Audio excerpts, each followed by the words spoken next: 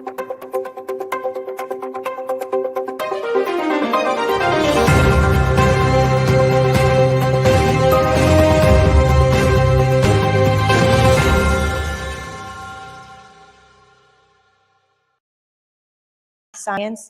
but in today's society, we expect educators to do much, much more. They're also fundraisers, janitors, coaches, counselors, school nurses, security guards. We ask them to execute code red drills, code blue, code black, to learn how to stop the bleed, to pack wounds and use tourniquets, to get certified and recertified again. We value them enough to provide $1,000 bonuses and to trust them enough to revise standards and to remove high-stakes testing, but not enough to have developmentally appropriate conversations with students. Members, this doesn't add up.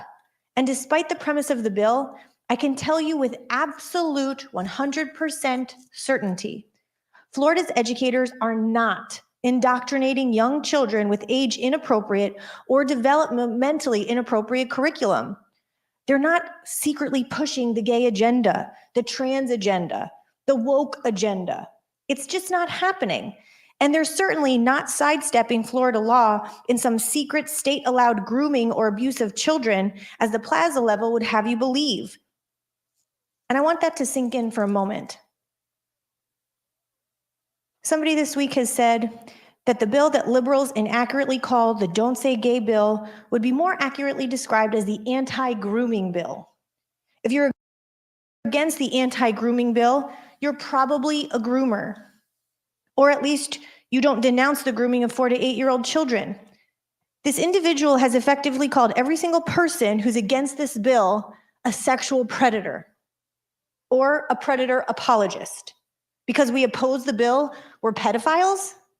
Rooted in the belief that some people who identify as gay or trans are hypersexualized and perverted, this is a direct attack on Florida's LGBTQ+ community, and that is not okay.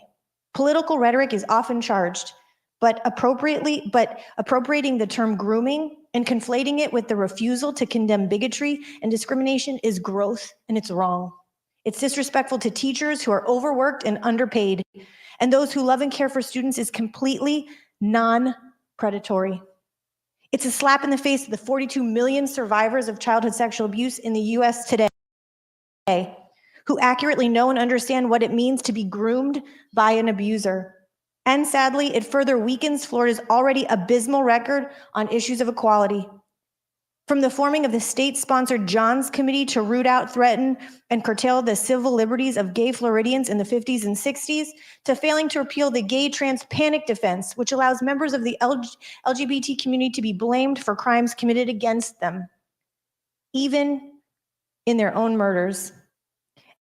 And becoming the last state in the country to appeal the ban on gay adoption, only after the court struck down the ban in 2010. Members, this is not about parental rights. Parents absolutely should and do have rights and freedoms when it comes to their children's education. Parents have a right to know what's being taught in their kids' classroom 100% of the time. But current law already provides for that. And what we have before us today is simply another solution in search of a problem. A style bill that we've grown all too used to. Only this time the problem is seeking to fix the very identity of LGBTQ students, parents, and teachers.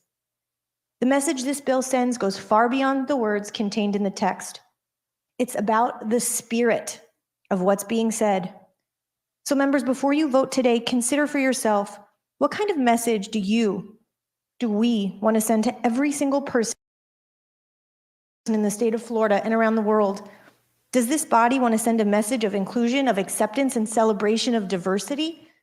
Or do we want to send a message of hate, intolerance, othering, and discrimination?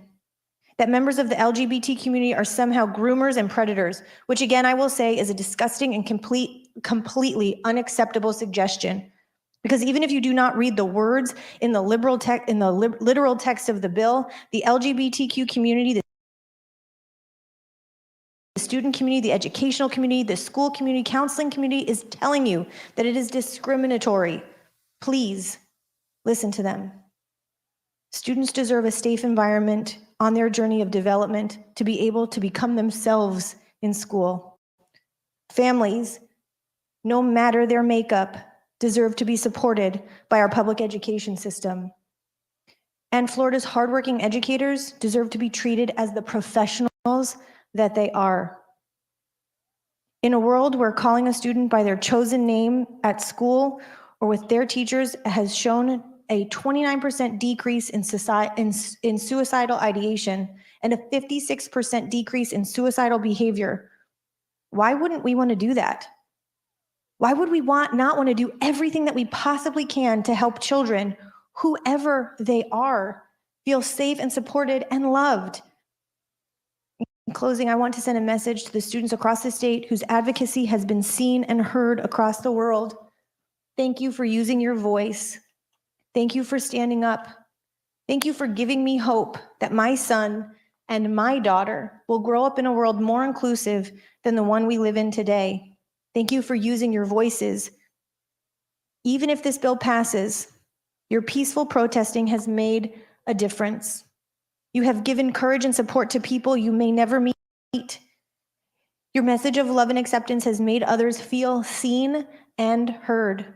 No matter what happens today, your teachers are with you, your counselors are with you, I am with you, and at least 14 other people in this chamber,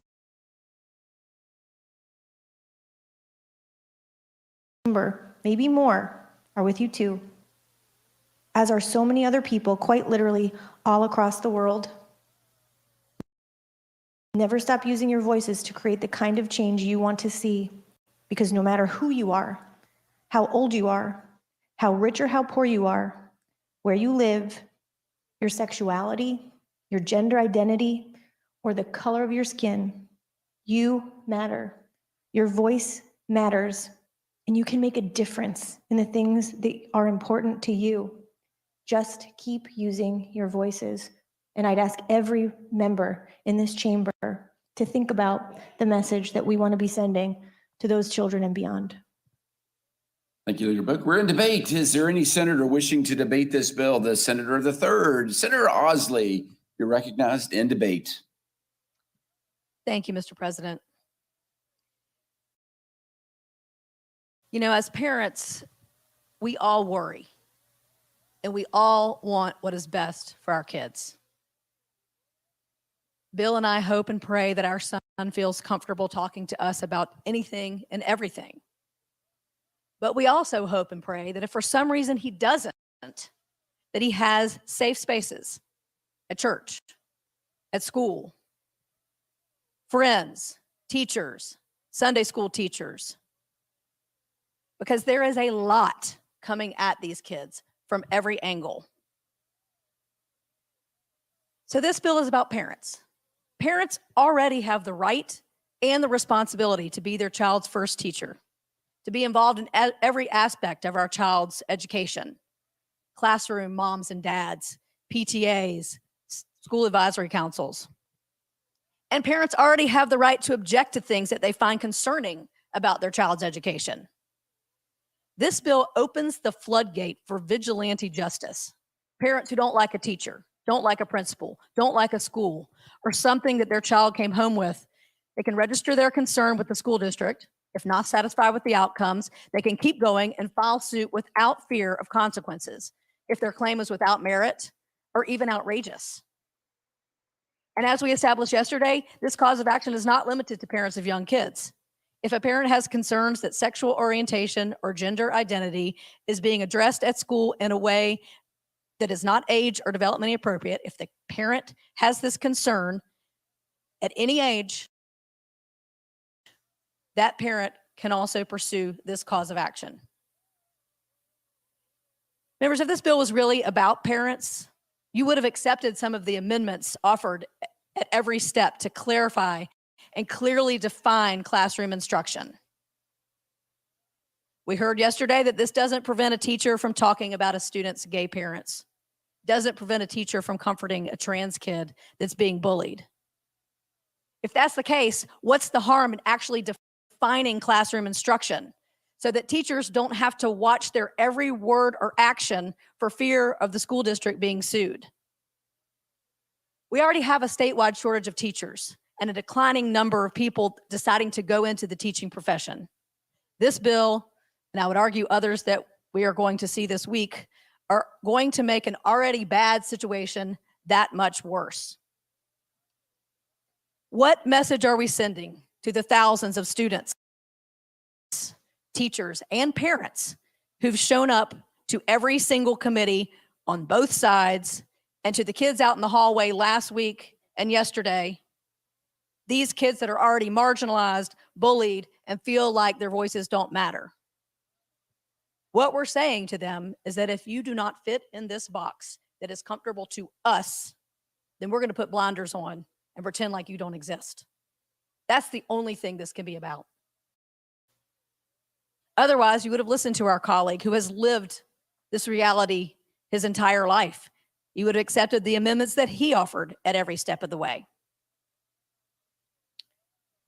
You know, I spent some time talking to the students yesterday, and many of them are from my district. And I told them yesterday what I want to tell them now. Do not be discouraged if the outcome today is not what you want. Keep making your voices heard. We hear you. Your voices matter. Please, let's stop tapping into the fears and in the worst way that is sending the wrong message to the world and to these kids. Let's let them know that their voices do matter. We don't have to do this today. There is no one clamoring for us to pass this bill. Please, members, vote this bill down. Senators, we're in debate. Before we get anyone wishing to debate, Senator Cruz, you're on deck. But before we get there, a special group has entered our gallery, and we need somebody to introduce them. Let's go to the senator of the 40th. Recognizing as someone very special to the Hispanic community. We have, as you guys know, last week we celebrated Columbia Day at the Capitol, and we had someone very special invited that wasn't able to come. So he's here today, and his name is Alex Sensation, and I am going to introduce Alex Sensation. If you could please stand. And we also have, now let me tell you who he is so that you get what a big deal this is. Because I'm calling March 8th Alex Sensation Day at the Capitol. Senators, he is with Tomás Regalado, who is the Vice President of Spanish Broadcasting System. Welcome, Tomás. But let me tell you why this is a big deal. He is the most influential DJ and radio personality in Spanish language radio in the United States, not just in Florida, and an international universal music recording artist. His radio show is broadcasted live daily on the stations Mega 97 in Miami, New York, El Sol in Miami, in Puerto Rico, in Los Angeles, and reaching the highest ratings within all those markets with more than 3 million listeners weekly. Alex Sensation radio show is notably top in the country for Latin music for 15 years. And I will say he's a Colombian American, so I'm very proud for that. And he also does sold out arenas with shows that have included top talent. So now I'm going to compare George Strait to top Latino talent like Mark Anthony, J Balvin, Prince Royce, Nicky Jam, and many more. And if you do not know who those are, I'd be glad to play some of them for you. They're in my playlist. Thank you, Alex Sensation, for making the trip all the way to Tallahassee and broadcasting your live show from the state's capital on Alex Sensation Day in Tallahassee. Thank you. Welcome to the Florida Senate. Senator Tadeo, that was a sensational introduction. Let's say that. We're in recognitions. Let's go to the Senator of the 38th, who also has some special guests. Senator Pizzo, you are recognized for a recognition. Thank you, Mr. President. And today on this International Women's Day, I would be remiss if I didn't introduce in the East Gallery Carla Matz is the president of the United Teachers of Dade. We have Jaime Solis, Joy Jackson, Tony White, Joe Miner. Please stand and be recognized. I think we have a bunch of teachers in the gallery today. And we want to thank you for creating safe spaces for our kids. Welcome to the Florida Senate. Welcome to the Florida Senate. Let's go to the man who has the longest cord on his microphone. He could walk up to the dais if he wanted to, but Senator the 15th, Senator Torres, wherever you want to walk to introduce your next guest, you're recognized. Oh, look at him showing off now. Look at him showing off. Got to do it. Thank you, Mr. President. It's an honor today. One of my closest friends from Central Florida.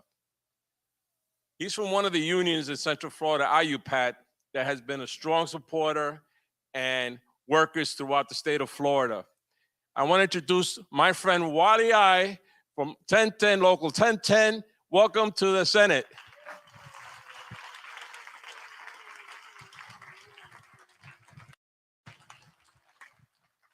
Welcome, welcome. Senator Cruz, I said we were going next. Will you yield to the Senator of the 15th in debate?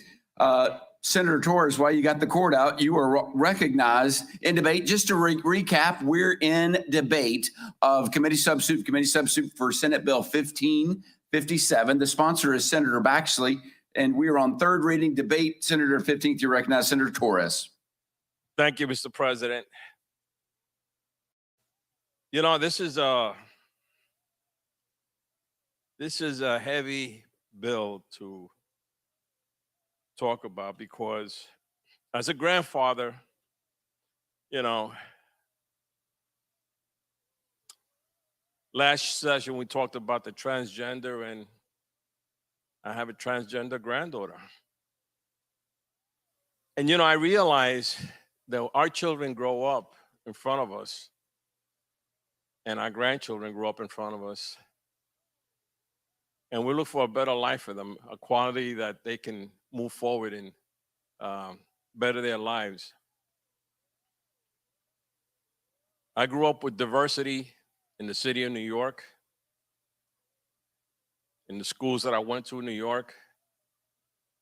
Never once thought about whether somebody dressed differently or acted differently, just accepted them and lived beside them and grew up with them. And they were close friends of mine. I think that we have gone beyond what we need to protect our kids. Our children need to know what is around them. When they grow up, when they work, who are the people around them? You know, even as a cop, we had LGBTQ, and we had comments, but we learned they were dedicated. They were men and women who served and protected the community. I just feel now this bill is not needed, Mr. President. I feel that this is going beyond. If parents have concerns with their teachers, they can address the teachers, they could talk to their teachers. But I think we don't need to support this type of legislation. It's affecting us as a community, as human beings. We're human beings, folks. We need to deal with everything that comes before us every day. That's part of life. So, Mr. President, at this time, I cannot support this bill. Thank you, sir. Thanks, Senator Torres. Let's go to the Senator of the 13th. Senator Stewart, you are recognized in debate. Thank you, Mr. President. I think everybody in this room wants to protect children. Members of the LGBT community face some of the highest rates of bullying in their youth. And also they face some of the highest rates of violence into adulthood. It was only 6 years ago in my district that the LGBTQ community was wrecked by one of the deadliest terror attacks in U.S. history at Pulse. 49 no longer are with us, and many, many more are suffering because of that incident. The bill today could codify in Florida law discrimination against a community which has been discriminated against as long as probably any of us have lived on this earth. To make matters worse, this bill would cost school districts untold amounts of money. There would be frivolous lawsuits all across the state from parents who make all kinds of outrageous claims with the schools, having no way to recoup the losses. Look at what had happened during COVID and those who attended school board meetings just for wanting to wear a mask. So this exists, and I hope that when we have a review, which I'm told we would, that some of these facts are told to be true or told to be false. But I understand what you're trying to do with this bill, but I just don't think that this is the right time, and I think it needs more study, and I don't know where that study may end up, but I'm looking forward to reviewing this bill for next year to see if there are not needed changes. Thank you. Thank you, Senator Stewart. In debate, I have Senator Tadeo, Senator Berman, and Leader Farmer in order if y'all are ready. Senator the 40th, Senator Tadeo, you're recognized in debate. Thank you, Mr. President. What are we doing here? What are we trying to fix? That is a question that we constantly should ask ourselves when we're trying to pass a bill. And I asked yesterday the question, how does this bill help LGBTQ youth feel safe and supported? How? How does it help them? We know that 42% of our youth have considered or attempted suicide just in the past year, including more than half of transgender and non-binary youth. That is a problem we should be fixing. The problem that we have with so many of them feeling erased, feeling like they're not loved, feeling like they should hide who they are or who they love. That's what we should be working towards. Making sure our kids can be free to be who they are as they grow up. We are sending with this a message that is actually going to endanger the safety of our LGBTQ children and adolescents. I spoke to many of them outside. They are upset and rightly upset. And since I know no one here is really going to change their mind, I want to talk to you outside. To all of you who came here and who from all across the state have been contacting us and asking us to not do this. We are here to tell you that we see you, we hear you, you are loved, you are valued, you matter, and we will not stop until this state recognizes that. Recognizes your value, your worth, and that you don't have to wait 30 years like our colleague felt he did. And he told us his heart-wrenching story yesterday. Let's learn from the experiences of asking adolescents to hide who they really are. That's not what this bill does at all.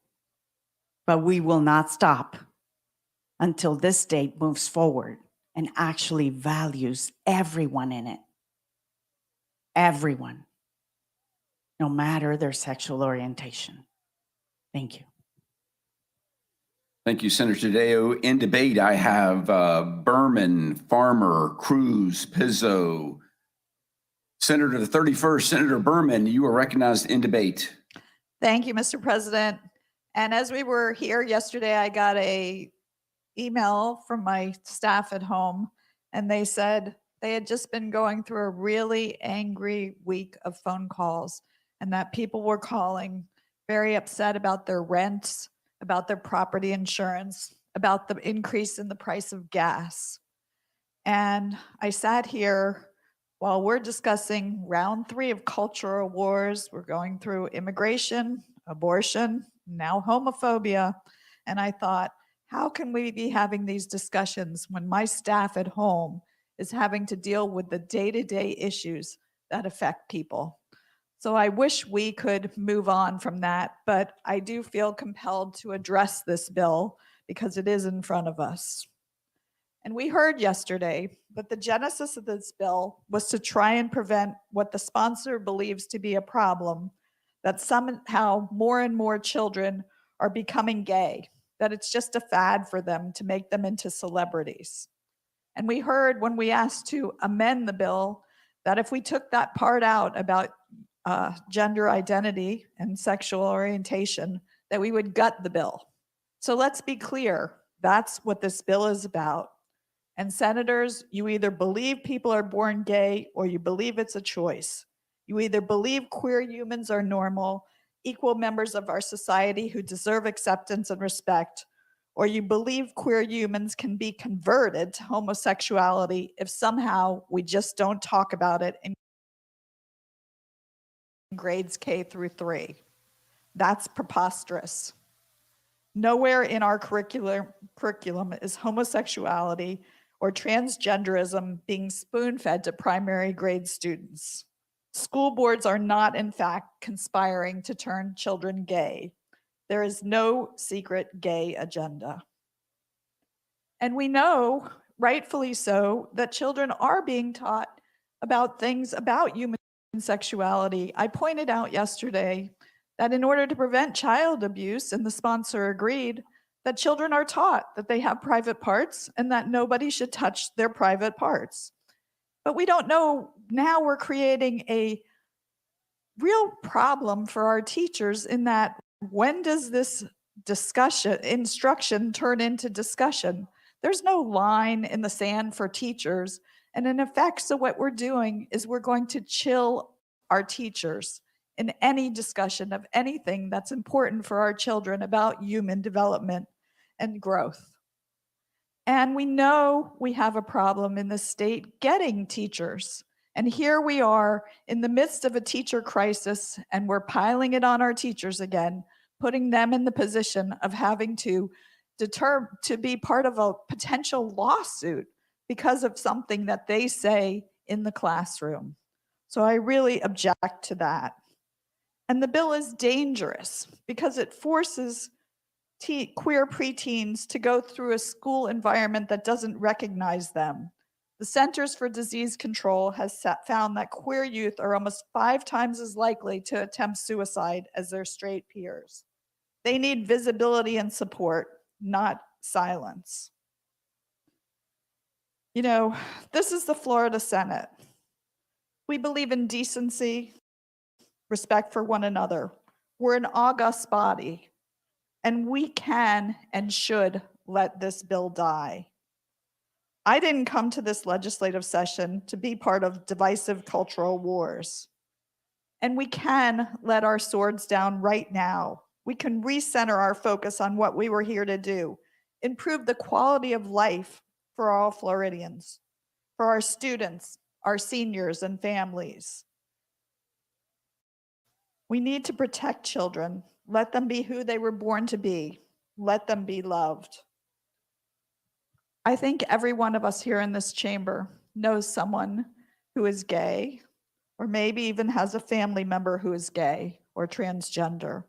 And I think by our vote today, we need to honor them. So I ask all of you to join me in voting against this bill. Thank you. Thank you, Senator Berman. In debate is Farmer, Cruz, Pizzo, Jones, leader of the 34th District. Leader Farmer, you're recognized in debate. Thank you, Mr. President. You know, we've given so much thought to this piece of legislation. And the thing I keep coming back to is the repeated thoughts of young people and the faces we've seen out here in the rotunda, at the rallies, walking out of classrooms. It is so hard to be a young person today. So hard. They faced so many challenges at such an earlier age that we never faced. Social media, the growth of the internet, access to the internet, they learn things at a younger age than we ever learned them. They're exposed to things. No matter how great a parent you are, you're never going to be able to filter everything that your children read and see on the internet. And so they mature much faster. They learn about things like sexuality. It's everywhere. Look at advertising, look at TV, look at award shows and music videos and halftime shows. Sex sells. It's out there. They're gonna be exposed to it. And they learn these things, and they themselves are subject to, you know, it used to be that if you were different somehow and you were getting picked on, all you had to figure out where to go during the day in the school, to hide, to be safe, get through the day, and get home to your safe zone. And you knew you were okay. With social media now, it's 24/7. It's 24/7. So woe be unto you if you're just different in some way, shape, or form. And especially if you're gay.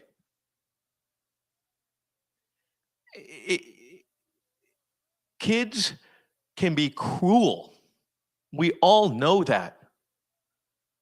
But what hurts me so much is how cruel adults can be and how cruel this legislation is. And the stats are overwhelming. My colleagues have talked about it. Kids being so much more likely who are gay to contemplate suicide.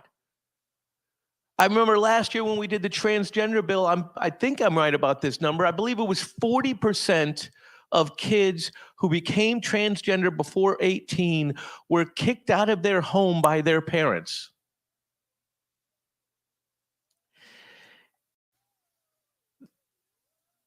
That is why the need for counseling and acceptance and a safe zone and a hug is so important. And during the question and answers yesterday, and the proponents of this bill, when they talk about it in committee and interviews, whatever, oh no, this is just about instruction. This is just about instruction of sex. And we don't want you to teach about gay sex. Well, okay, first of all, current Department of Education rules prohibit any sexual education before you're through 5th grade. So that's taken care of. It's already done. The problem here is in the details of this bill and the amendments that were offered to clarify it, to make sure that things like counseling and support were not prohibited. And the stated purpose of this bill to stop sex education, in addition to not being needed because of already existing standards, was, and the essence of this bill is to stop any discussion of being gay. And we saw that yesterday through the amendatory process, both through the amendments that were rejected and the candid, honest statement that to take out the word heterosexual from this bill would, quote unquote, gut the bill. So let's just make sure the table is set here correctly. This isn't about stopping sex education. This is about not saying gay. And that is so dangerous. So dangerous. Without that counseling, without that comfort, we heard so many stories during the committee process, through interviews, talking to children. We've heard so many stories about a student, a young person who was just so down and out and feeling so much pain and feeling rejection and likely one of those that contemplates suicide because of these feelings of rejection. And how at their lowest moment, it was a teacher that comforted them, that understood them, that made them feel better through their words, through their counseling, through a hug, through words of support, or through the fact that that teacher was gay and was able to be open about it and give the student a feeling of acceptance and normalcy. Because that's all kids want these days. They want to be accepted, and they don't want to be made fun of, and they don't want to be ridiculed, and they want to go on with their lives, and they want to love who they want to love. Now, the converse of the caring, loving teacher or counselor, and we already don't have enough counselors, by the way. They have to rotate schools. We don't even have full-time counselors in schools every day. But the converse of it is that bullying that goes on. We just did a whole educational bill recently that made bullying the standard for you being able to go from a public school to a charter school. But yet here we are promoting legislation that will result in more bullying. This bill would prevent teachers and school staff from stepping in when they knew a child was being bullied because of the fact that they or maybe their parents are LGBTQ. The only way to stop bullying, we know this as parents, is to educate. To teach our children how to be kind and understanding and accepting. To embrace differences, not run from them and be afraid.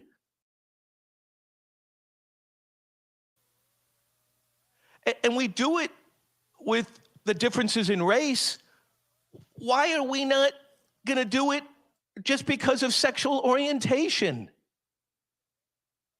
How can our teachers really get to the root of what is happening with a child when they're barred from discussing the very topic in the first place? It just makes no sense. It's counterproductive to everything that we want in our educational system and from our teachers. Now, one of the other ironies here is that many who support this bill do so by citing Christian principles. I don't know. I must have missed something. Maybe there are books of the Bible that I didn't learn at Little Flower Elementary or Jesu Elementary. I was an altar boy. I thought I knew Catholicism pretty well. I was taught, love thy neighbor and do unto others as you would have done unto you. We're not loving our neighbors with this bill. We're not treating our neighbors the way we would want to be treated if we were in that position.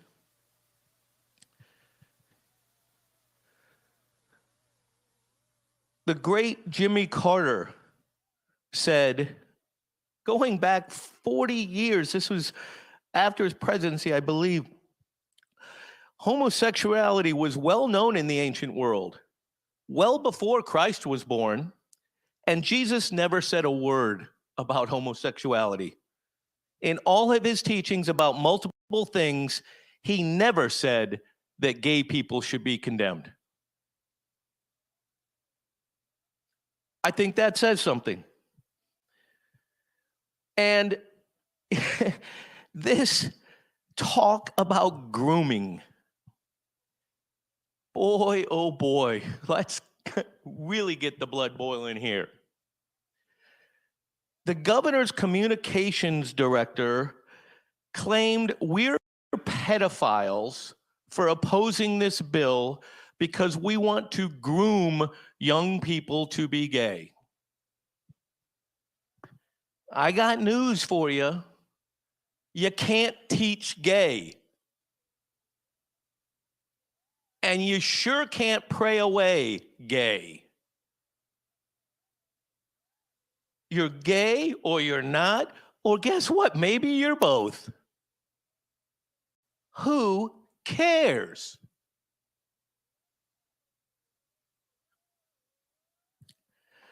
I will always, I've said this on a lot of topics, but it applies here more than ever. I will always choose love over hate. Always. And I don't believe there's evil in the hearts of anyone in this chamber. I can't. I've worked with you on other issues, other bills. Nobody is here is evil. But what drives this, I believe, is fear. Fear brought on by ignorance.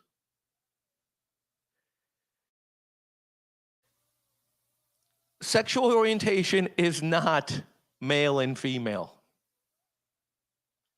That's a misconception. It was said yesterday on the floor. No. And that itself is born out of ignorance. As things become more common or you're exposed to things more frequently, you lose fear. Only through familiarity and acceptance will we do away with ignorance when it comes to sexual orientation. I want to share a personal story, two personal stories with you very briefly. When I was 15 years old, I was 16. I was 16. I was dating a young lady, and her aunt came down from New York with her girlfriend. And I thought it was just girlfriend as in friend when it was first said to me. Her name was Ronnie. And she came down and she had this Datsun 280Z, which, I don't know, Pages, you go ahead and Google Datsun later. But that was one of the coolest cars out there in 1980, okay? And she let me drive that thing, and she was so cool. And the minute I met her, I took a connection to her. And her girlfriend, Nancy, was phenomenal. And they were so much fun. And I learned that girlfriend didn't mean friend that's a girl. This was her love partner. And eventually, I married that girl, and she became my Aunt Ronnie. And I got to tell you, she was one of my favorite aunts in all of my family. I love all my aunts. And finally, she and Nancy got the right to marry.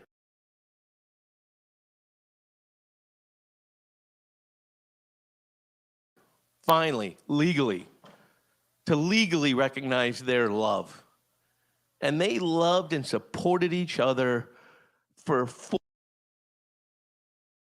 40 years.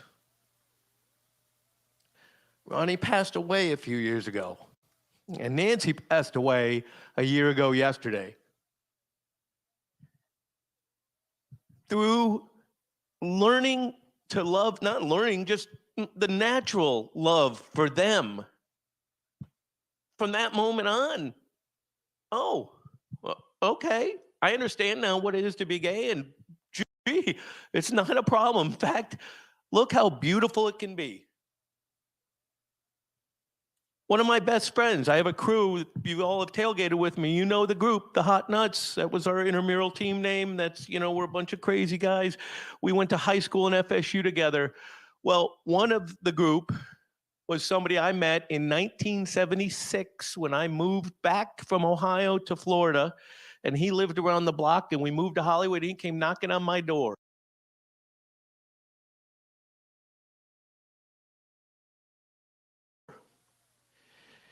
He married and had 2 children, and then realized he was gay.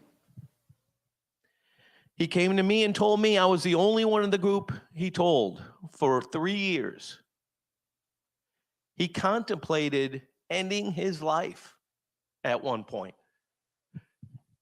And he confided in me, which was, it scared me to death that he would have these thoughts, that he would be so despondent that he had failed his family, he'd failed his children. Flash forward, he's happy, his kids love him, he's loving who he wants to love, he's being who he wants to be. And that's what this is all about. That's why we're so passionate against this bill.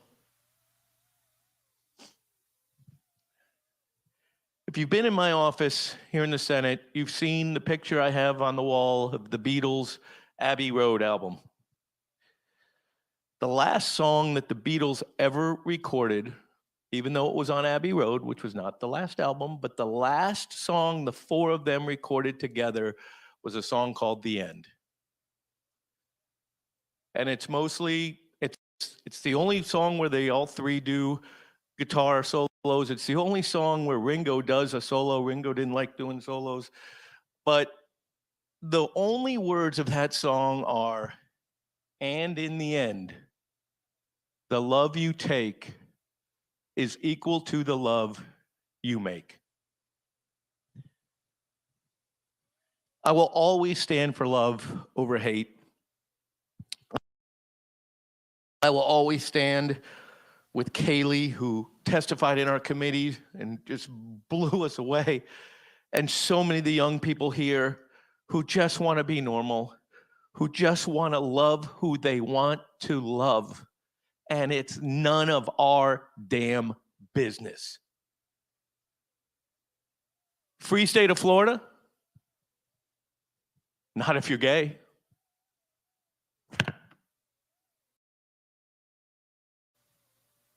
We are in debate. We're in debate. I have in debate Cruz, Gibson, Pizzo, Jones. Senator Cruz, you are recognized in debate. Senator Cruz of the 18th. Thank you, Mr. President. And I ask you, and I'll ask my amazing gay daughter that's right up there somewhere. Where are you, Anna? Who in the world? I love you. Who in the world have we become? Who in Florida have we become? I feel like I had a dream of a bad version of Back to the Future.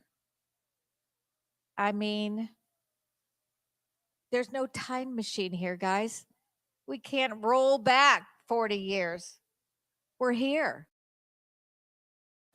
As much as you want to try, we are here. In saying that a teacher cannot approach this subject with a child or a classroom in K through 3, you know who's going to be answering all the questions? All of the gay children, not gay children, but all the children of gay parents who have been explained and well versed in what the difference is, if there is a difference. They are the ones that are going to tell their classmates when a classmate says you put two daddies on that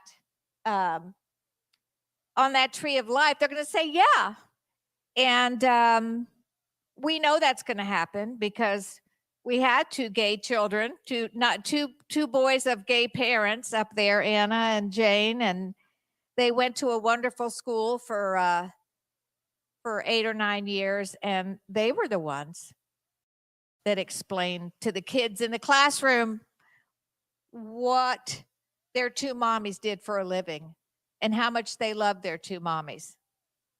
So that's who we're leaving this up to, the kids. K through 3, the kids get to explain. The teacher will stand there and wonder, at what point will she be in jeopardy? At what point will she be worried about a lawsuit or her job? This is ridiculous. Guys, in 2010, we passed Don't Ask, Don't Tell. We busted the lock, the deadbolt on the closet in 2010. Shoot, man, in 2010, we came back and we repealed the gay adoption ban. So what did we do there? We ripped off the hinges on that closet. Come over here and take care of the children that need taken care of. Come and build a family and help the state with children who are sitting in homes waiting for a loving parent or two. Shoot, we threw the door out, did away with the closet.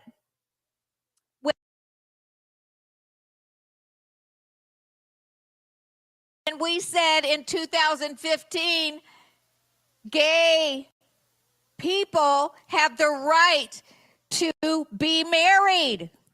They have the right to be legal. They have the right to be sitting and standing at a bedside if their loved one is dying, because they're family now. They've always been family, but now we recognize them for the ability to be married. In 2021, we said there are no closets, never again, because we expanded our civil rights to include sexual orientation. Who do we think we are here? Who do we think we are? We are supposed to be here voting for all Floridians, not a small cluster of folks that will come up and thank you in your town.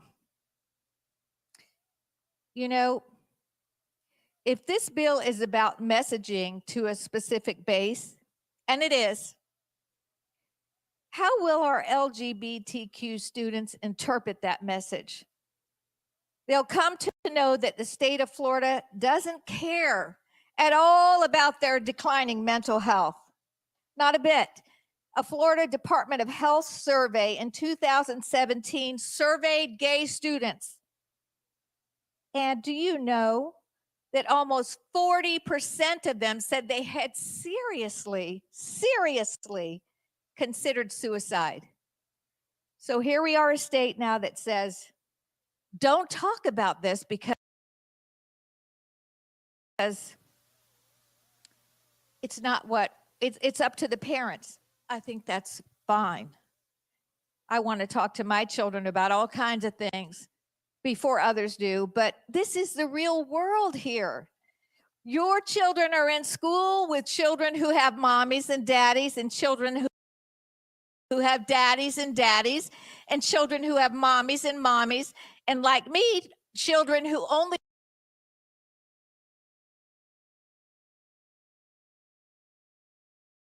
have mommy around, and like others, children who only have daddy around. Are we not allowed to talk about mommy raising children by herself? We're not allowed to talk about what happened to daddy? Come on, guys. We have just gone too far here. We have become too disrespectful. I mean, what do you think a first grader is going to say when Chev here has a child and he goes to parents' breakfast with his partner? Kids are running around. They're looking at what the desserts are for breakfast. They don't give a damn who your mommy or daddy is. They love you. Cruz, I'm sorry, but if you use that word, we got to be talking about a water project. So please continue. The state of Florida is building a dam that separates families in K through 3. I'm going to leave it right there, Mr. President. Thank you. Senator Cruz, thank you. In debate, senators, we have Gibson, Bracey, Powell, Garcia, Pizzo, Jones. Leader of the 6 is Leader Gibson. She is recognized in debate. Leader Gibson. Leader Gibson, you're recognized in debate.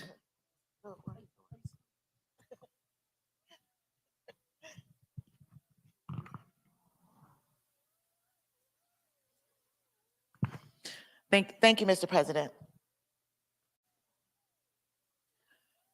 It's make-believe if we think that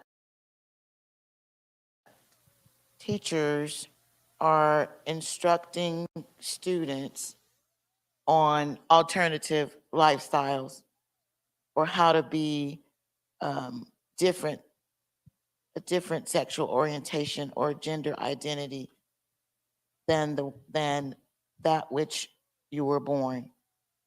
It's make-believe. And the bill really is in line with some other bills that we have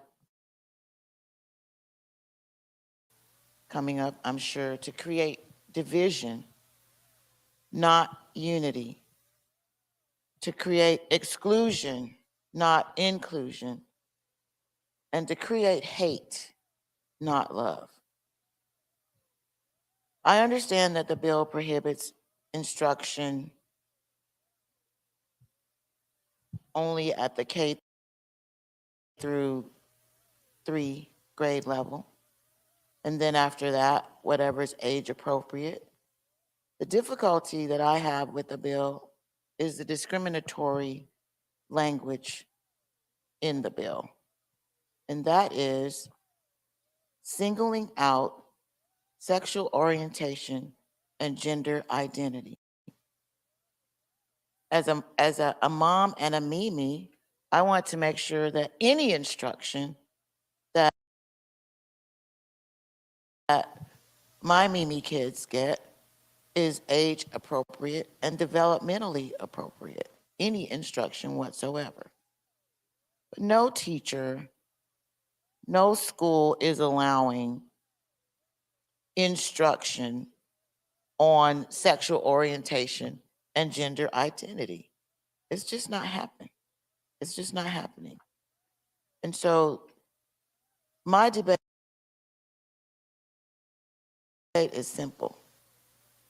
Why don't we have a bill that says any instruction in the arena that relates to, as we tried to do the amendment on, sexual activity, identity, any of it should be age appropriate. We shouldn't single out sexual orientation and gender identity. It just shows how limited we want our kids to be. We don't want them to intermingle or talk to each other. And we're trying to continually throw swords at our teachers. No teacher, again, no teacher is walking into a classroom and starting a conversation or instruction on sexual orientation or gender identity. It's not happening. And so the divide is not being created really among those of us who can vote. That's what this is. It's a political, a divisive political bill for an election cycle. And that is a disservice to all of our children. And so if only we would treat all of our kids equal, if only we would treat all of our people equal, we wouldn't have to single out sexual orientation or gender identity. The issue is what we neither understand or accept, we try to destroy. And that is not the American way, and it certainly is not the way for a free state of Florida. Thank you, Mr. President. Thank you, Leader Gibson. In debate is Bracy, Powell, Garcia, Pizzo, Jones, the senator of the 11th. Senator Bracy, you're recognized in debate. Thank you, Mr. President. And let me just say it has been an honor to serve with you. I didn't get a chance to say it yesterday. You're an awesome human being, and it's been an honor. Thank you so much. Members, my colleagues have tried to clarify in amendments what you, the sponsor, Senator Baxley, you've said your intentions are for this bill, and every single time it has been refused. And so as I thought about what is this really about, this bill is about culture wars. Culture wars against the LGBTQ community, CRT, abortion, election fraud. It's all culture wars. And I may say it's working. It really is working. I read a tweet by a Democrat, has a national profile, and he claimed that Ron DeSantis is going to win the nomination for the Republican Party. And so all that you are doing to implement his goal, his agenda, is working. I had a call yesterday from someone who said, how could the amendments of Chevron Jones, of Lauren Book, be refused, those impassioned pleas? And I said, it's simple. They have an agenda. I actually appreciate the discipline. Sometimes I wish our party would do the same. But in your effort to elect Ron DeSantis and send him to 1600 Pennsylvania Avenue, I just ask you, is it worth it? Is it worth it? If one child is affected by this piece of legislation, what you're doing today, I ask you, is it worth it? Is it worth a child being outed or bullied or potentially becoming suicidal? And that's all I want to leave you with. Is it worth it? Thank you. Thank you, Senator Bracy. In debate, Powell, Garcia, Pizzo, Jones. Senator of the 30th is Senator Powell, and he is recognized in debate. Thank you, Mr. President. And I'll start just reminding everybody it's March 8th, which is an election day in many counties around the state. So I just want to make sure people who might be watching at home know that. Because the voteless people is indeed a hopeless people. And let's talk about hope. This idea that we're looking at today, I have one question. Where is the fire? Where's the fire? I've noticed this troubling theme that has been reinforced by our national politics politics, our governor, with the will and complicity of our legislators. Say, this bill puts forth this session another spoke in the tire of what we have deemed culture wars. Senate Bill 1557 has specifically been targeting others. And as we've seen throughout history, targeting and oppressing people who may differ from us has never quite worked out. Senator Bracy said that it's working, and indeed he is correct, because this is leading us down a dangerous path, a path of oppression, which sometimes leads to persecution and even death. See, what we do is we preach in our Christian faith and our values to love unconditionally. But see, those values start to fall short in this particular bill. How can we love unconditionally and make others feel accepted and loved if we don't give them the freedom to be who they are? I've heard this overwhelming theme. I'm still trying to grasp it, right? Free. I'm free. Praise the Lord, I'm free. But this freedom that we have, who is it for? We talk about culture wars. Senator Bracy mentioned it. Is it for gay people? Because this bill obviously dampens their freedom. Is it for people who want to vote? Because we are pushing legislation that dampens their freedom. And what about colored people? I don't know if that's still politically correct. Remember when we were colored? Are they free? Obviously not. How can we preach unconditional love while stifling any discussions of families that might not mirror what we deem the traditional model? Despite what has been preached with regard to the good intent, you know, I like to say this bill is well-intentioned, but I'm trying to find the intent behind it. Sometimes it's very difficult to find, and it's overwhelmingly insidious, and there's a chilling effect on this idea of free speech. And I urge you all to oppose this bill. We talk about the First Amendment, but remember, think about the First Amendment. Congress shall make no law respecting an establishment of religion or abridging the freedom of speech, press, or the right of people to peaceably assemble to redress government for grievances. When do we get this freedom? Where's this fire? Senator Gibson talked about it. It's not happening. Senator Bracy took us back. It's working. And I'll bring you to today.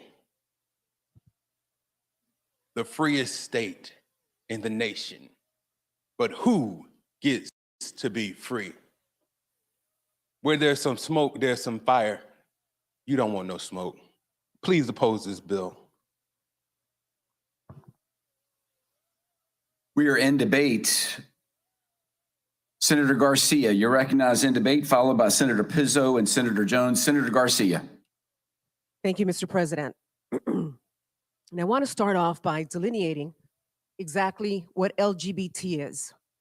And by the way, gay is not a permanent thing. LGBT is not a permanent thing, and it's not a bad thing.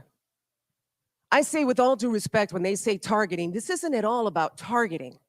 I think this is about perhaps rerouting the responsibilities back to the parents, is what I think that this bill wants to once again delineate. I think that maybe it's a great way to have a conversation. There's something that I learned from Senator Baxley is these bills are great topics for happy hour. They're a great topic for conversation. That's what we are as a republic, a practicing democracy. That's what we do. And I wanted to take a good look at everyone, and I wanted everyone to look at me because Senator Garcia will support this bill today, but I want to explain why. There's Carla with the United Teachers of Dade. I want to make sure that she heard this as well. You know, I don't like to use this tag. When I introduce my friends, I don't say, this is my best gay friend. No, this is my best friend. Or this is my lesbian aunt. No, this is my aunt.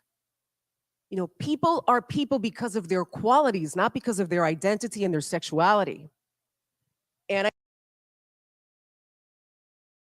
I think a lot of the people here on the floor, including Senator Jones, knows that I am very inclusive and I'm very open with regards to that. As a matter of fact, once again, my circle of friends, all LGBT, but I don't pander on that. You will never ever find Senator Garcia pandering the LGBT community for a vote, ever. Because I have a son and I have relatives and I have people that I love. So first and foremost, I think that what I haven't heard on this floor, and seldom do I talk, is exactly what LGBT is. Lesbian, gay, bisexual, trans. One thing is sexuality, and another thing is identity. You can identify as the opposite, but not necessarily like the opposite sex. I'll give you an example. A very good friend of mine, trans, went through the whole transition as an older man, 58 years old,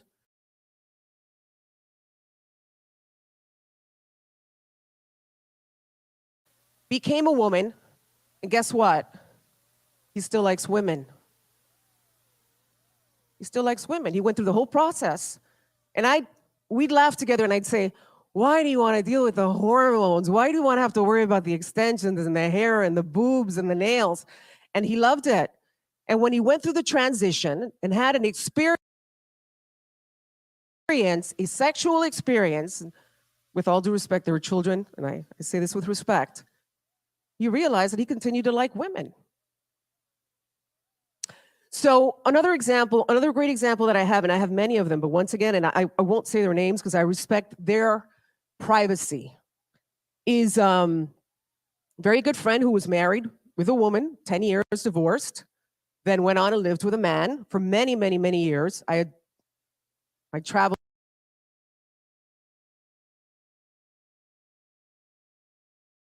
a lot with them, adore them both.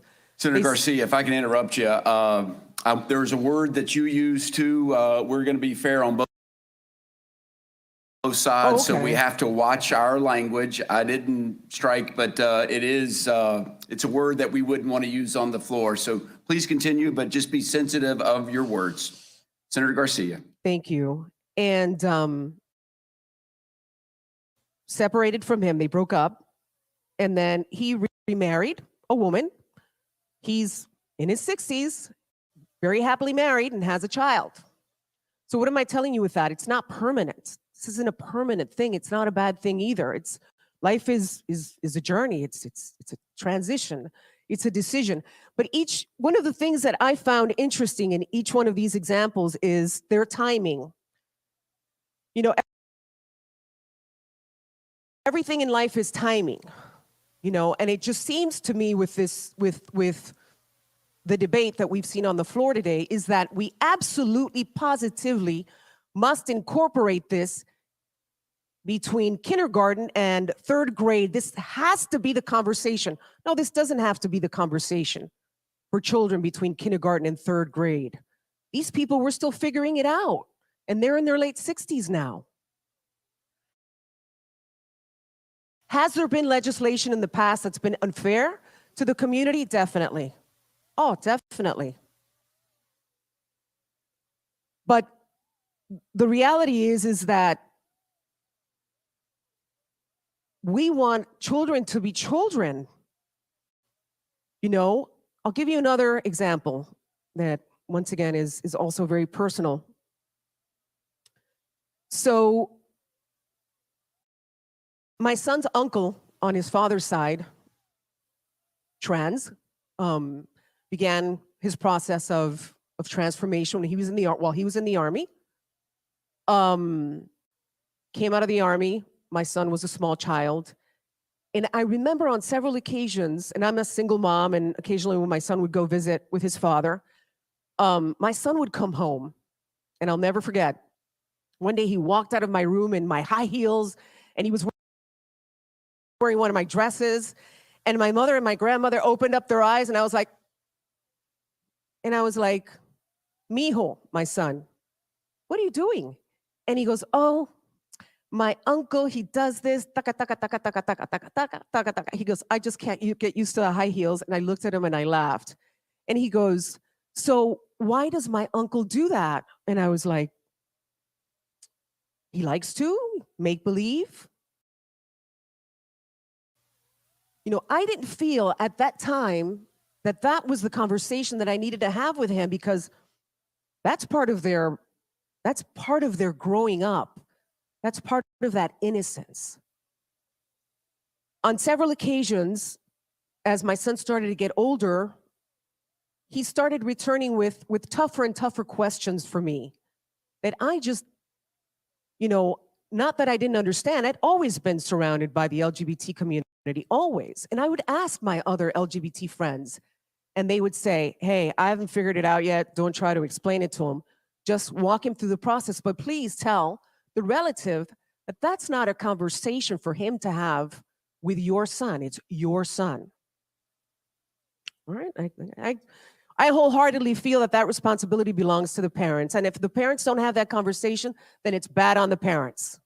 You know, maybe we need to be having the conversation also about reparenting also as an alternative for these other tougher conversations that we have. Anyway, long story short, as my son's trans uncle started transitioning out, he went through the whole process, the hormones, the implants, up until the point where he was going to completely go through the process and become a woman, and it stopped there. You know, a lot of people don't know that. I think the statistics are that 4 out of 7 people who do the full transition end up committing suicide, because it's tough. It's tough on the body, and it's a tough process. But you know, the process is never really external. Every single process in life is internal. You know, we constantly go out looking for external validation, and the only validation that you need is the one that you have inside. And that's a process. It's a lifetime, believe me, it's a lifetime. So he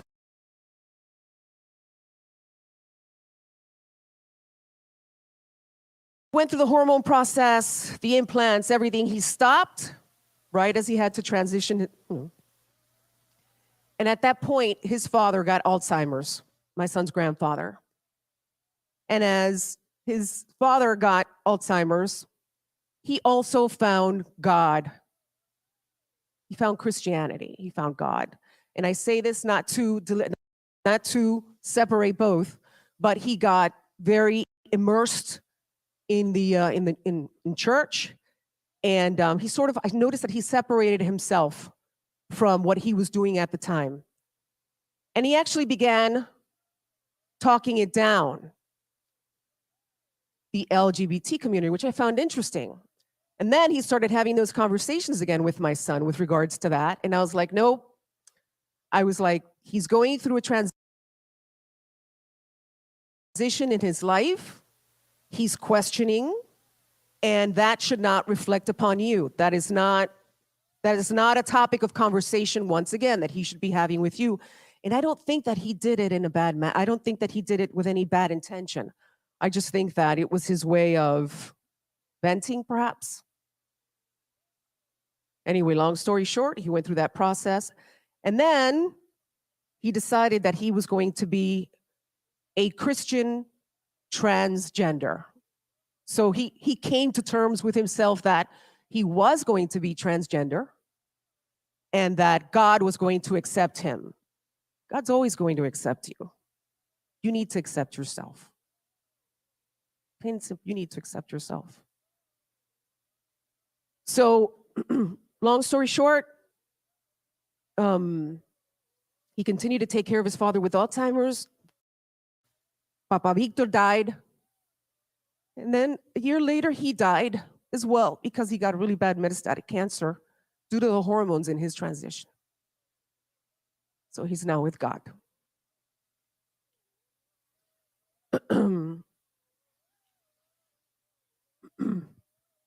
Fellow senators and people in the gallery, this is not about targeting. This is about rerouting the responsibility back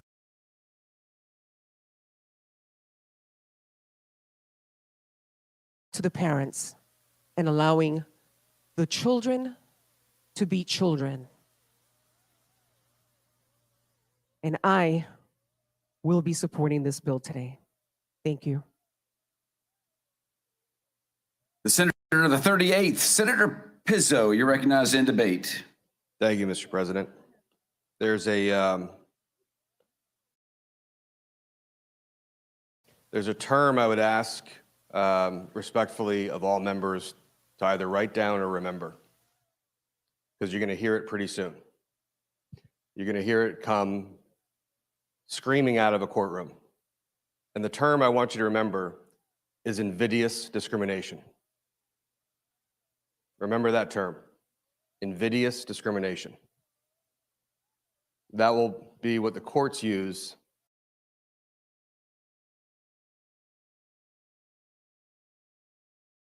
to strike down this bill. Yesterday, I had asked very simply, very calmly for me, for a definition of two terms. There are 1,312 words in HB 1557, and I asked for the definition of just 4. And I was told by asking that question that I was cross-examining the bill sponsor.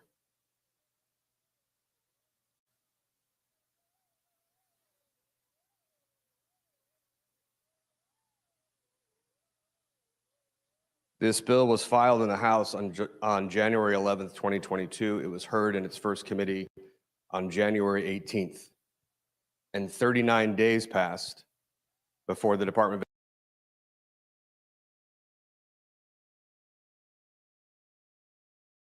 Education released their analysis, 8:06 a.m. before a 10:30 appropriations meeting. The bill sponsor yesterday also admitted to having never spoken to or reviewed any analysis with the Department of Education, of whose agency is tasked with promulgating and setting parameters and rules.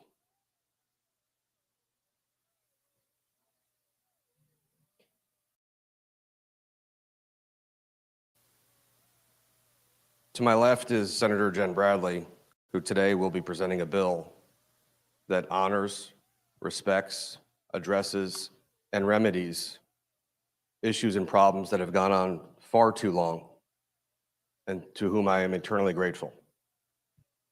Because a building collapsed and people died. Marjorie Stoneman Douglas, kids and teachers were killed, and this legislature reacted.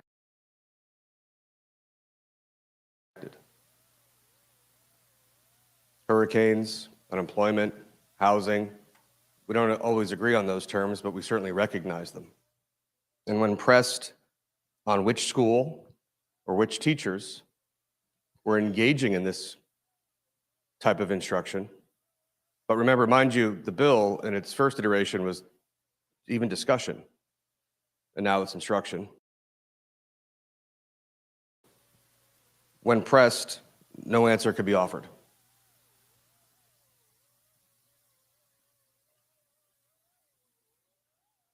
We legislate in a state that by statute and in its constitution still speaks to and limits one's exercise of who they truly are to one sexual orientation. Yesterday, when asked for the definition of sexual orientation, I was told it's a male or a female.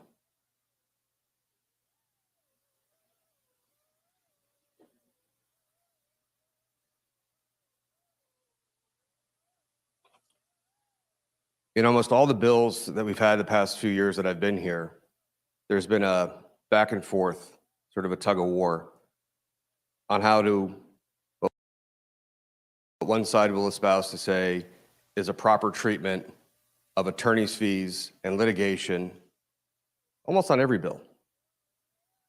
And yet here we have our most impressionable and precious assets in Florida, where parents can jump to litigation with no notice, without having exhausted any administrative remedies, and by telling the school board and the teacher, I don't trust you. Now, I don't know how many of you have ever been involved in litigation, but when the parties are exchanging what's called discovery, which are documents, and then seeking to depose individuals as witnesses to either a crime in criminal court or that has relevant information in a civil case. Jumping to litigation would require a he said, she said, perhaps between a school teacher and a child. And what this litigation would allow is the deposition of classmates in second grade.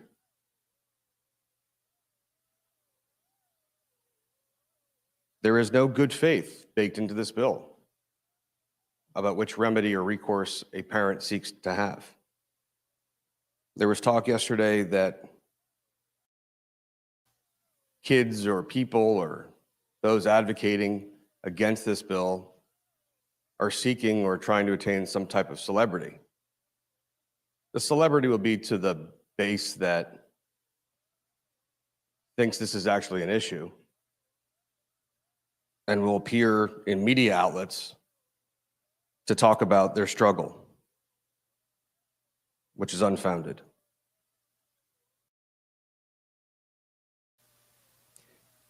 If I was driving in a car with any one of you and you were flipping through the radio stations and you arrived at a song and you're like, ooh, I love this song. And I started crying because it triggered an emotion of some pain, of some episode or event in my life. I would expect all of you to have the common courtesy to change the radio station. And yet we have a member of our body who was never asked, who was never warned, who was never given a heads up. The strongest force of my childhood was realizing how lucky I was to have a father and never wanting to disappoint him. Big guy, 6'1", 250. Even up to his 80th birthday, he could still take me. And when he would get angry, I'd get a smack. But that passed. Disappointing him was awful. And working so hard to make him proud of me was the greatest force. And it was beautiful to see members from both sides consoling Senator Jones yesterday. But none of that amounts to the craving of acceptance and approval one seeks from their father. And if you can't get it at home, or you're afraid to, if Sundays are filled with scripture,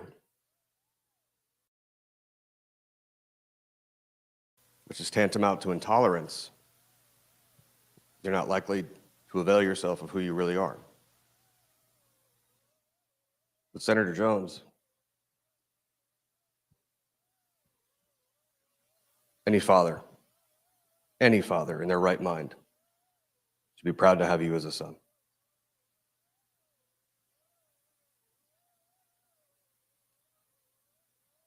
This obvious pain that this bill has caused and continues to cause, and the controversy surrounding it, can be appeased, can be set aside. we've had the most beautiful demonstration of young men and women come to our Capitol, exercise their rights, and tell you that they're pained. You can't talk about loving children if you do nothing to ease their pain. You can't, in good conscience, say that you care about families if you're forcing discussions that the heart won't follow. My senior year in high school, the second semester, I co-taught a third grade class in Trenton, New Jersey. It was part of a thesis that we had to do. And there are pictures that the kids drew and journal entries that they made. And they talked about their hunger and not having a father, and brothers and sisters that were killed. And they started opening up, and the teacher had remarked, "You've been here for 2 weeks, and these kids are telling you things that they haven't told any of us."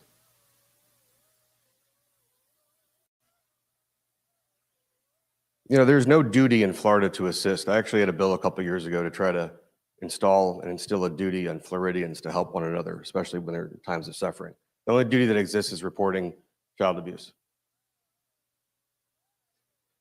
Commensurate with no duty to assist, there is no duty upon any of you to try to instill and make us ingest your beliefs.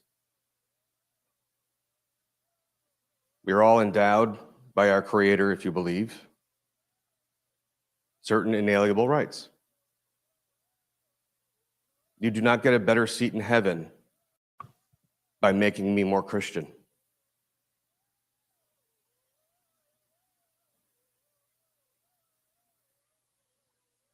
Yesterday, I had asked a very simple question about whether or not students would be able to form a club. And I was told, and the response was that it wasn't germane or it's not in the bill. And yet yesterday, the bill sponsor said they hear about different kinds of identities and experimenting. That's what kids do. You know, maybe they're in this club, or they're in a club, or they're onto this.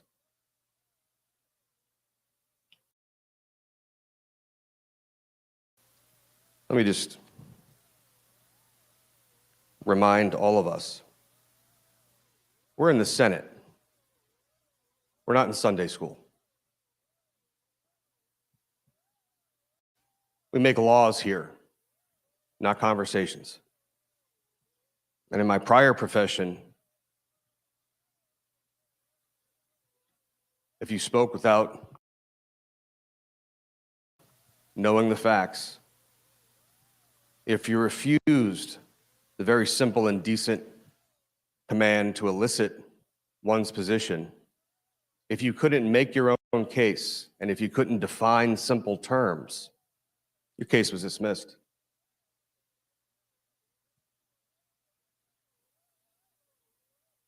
I want to acknowledge Representatives Alupis,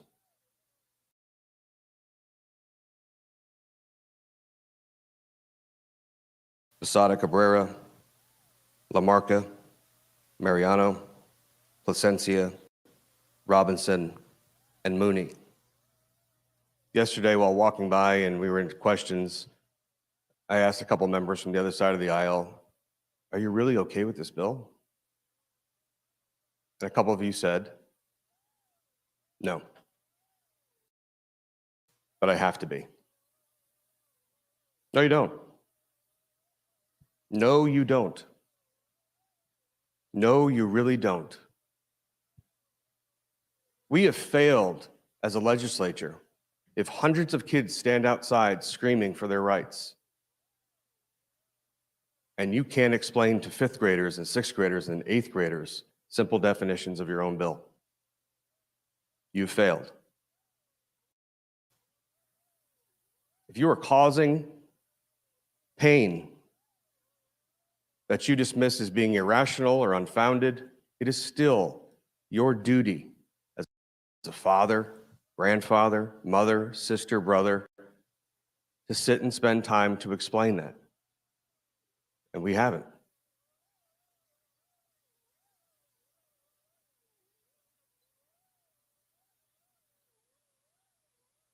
I want to go back to the terms, for those of you who are ready for the pop quiz, of invidious discrimination.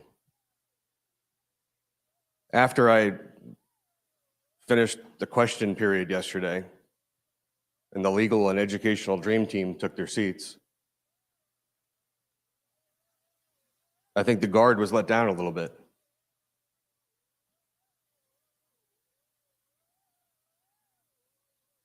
And Senator Polsky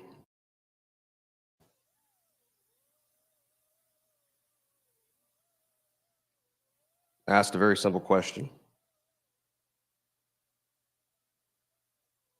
Senator Polsky said, I think this is the crux of the question that everyone's been trying to ask all day. I think I may have a way to get to an answer. There are a lot of mature subjects that should not be discussed in K through third grade. Senator Diaz has mentioned suicide, potential suicide of a parent, and how that would be addressed. Of course, that should not be discussed. So why is that not prohibited? Why is drug use not prohibited? The issue is, why is gender identity and sexual orientation specifically prohibited when there are so many other very difficult, mature subjects that are not exempted in this law or this bill? And for it, the very least, if nothing else, Mr. President, for posterity, but really to lay a record, I would submit that the bill sponsors answer, the reason it's an endless list of things that you could list as far as challenges young people. We are in a trending posture right now,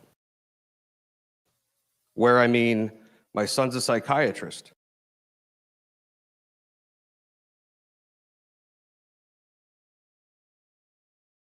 Why is everybody now all about coming out when you're in school?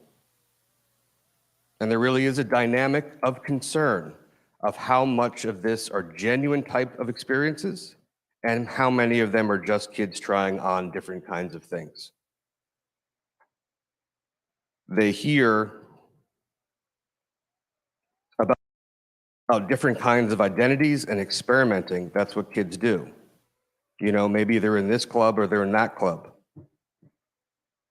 I don't understand why that's such a big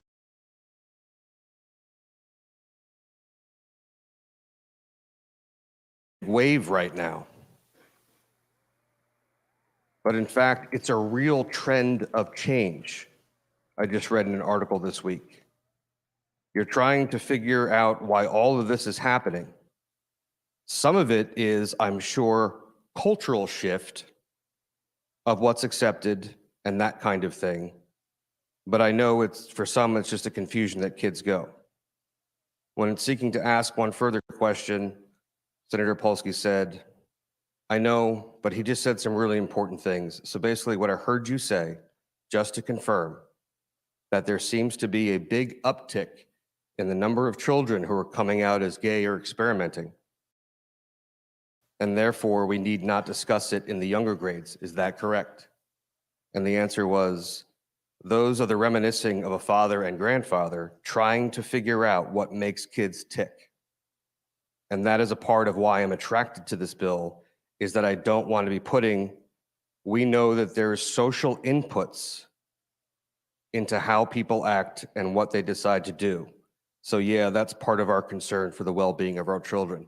That, ladies and gentlemen, will be what the court points to and quotes as a prima facie case on its face of invidious discrimination, where we have targeted and we have selected a protected class. There was no instructional lesson plan when Florida started integrating their schools. The county with which the state capital sits didn't start integrating until 1962. Was it untoward or unsavory for a teacher to address that in class? No. Again, for the representatives in the Florida House from the Republican Party who voted no because their conscience and their sense of equality and fairness far exceeded their pressure from their own party to toe the line. We talk about the collegiality of this body. And we do so, I think, with pleasantries and platitudes, and we don't really always mean it. My friend Senator Jones will follow behind me in debate. But I will tell you what he's too much of a gentleman to say. This is personal. When we come back here next session, there'll be another senator here, Janelle Perez, whose beautiful baby last night was born Celeste. This is very, very, very personal. And it's insensitive and indelicate to be kind, to have a bill that you know pushes and triggers and creates this kind of response with no consideration or respect for the process to simply define terms when asked. And if you don't know them, well, maybe it's an issue of capacity. And if you do know them and won't say them, then it's certainly a lack of compassion. I know our friends on the other side of the aisle, there are a few of you who don't like this bill, find it to be either unnecessary, hateful, and you're right.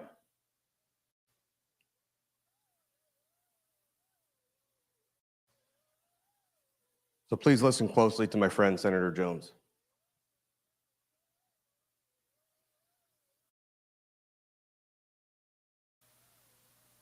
And if he should try to enjoy and taste a little bit of that fatherhood, don't make he or his child be ashamed of who they are. Vote your conscience today, not your party, not what you're told to do. Vote your conscience. Thank you, Senator Pizzo. Senator Jones, will you yield to Senators Rodriguez and Burgess in debate? He says yes. Senator Jones has yielded. Senator Rodriguez, Senator Burgess, then Senator Jones. Senator Rodriguez of the 27th, you're recognized in debate. Thank you, Mr. President. I went to the news site to see what some of the mainstream medias were reporting on this. And this is from the Axios website. HB 1557 would ban classroom instruction on sexual orientation and gender identity from kindergarten through third grade. And that's accurate. That's what this bill does. This bill says we are not going to have curriculum in kindergarten through third grade. Now, what the article doesn't say is that's the current practice here in the state of Florida.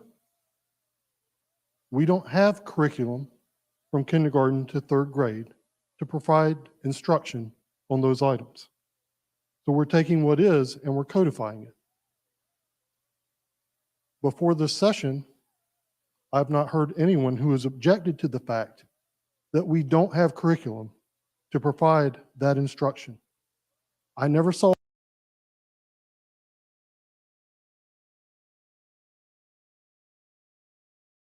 a bill filed by anyone in the House or Senate that said Florida needs to be in the business of providing instruction on these topics in kindergarten through third grade. And if it was something that truly was objectionable, that we're not doing that now,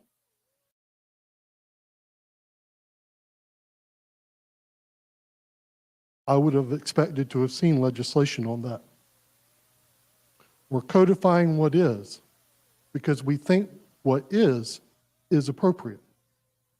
Children that age shouldn't have curriculum providing instruction on those topics. And then we go forward and say after that, it should be age appropriate. The next thing the bill does, which I think is also important,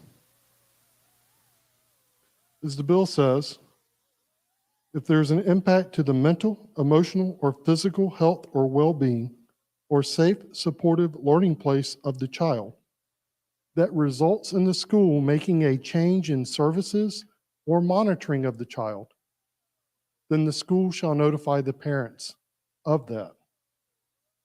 Unless that information would result in abuse, abandonment, or neglect. And in that case, it is to be withheld, which is also current practice. You look at the legislative findings in the Parental Bill of Rights that we passed last year. In the findings, it says the legislature further finds it is necessary to establish a consistent mechanism for parents to be notified of information relating to the health and well-being of their minor children. That's what this bill does on that topic. This is good policy. And when I look at a proposed bill, when I look at legislation, the prism that I look at it through is the policy. What will this do if we pass it? I'm sorry, but I can't look at legislation through the prism of how people on the outside say it makes them feel. Because if we all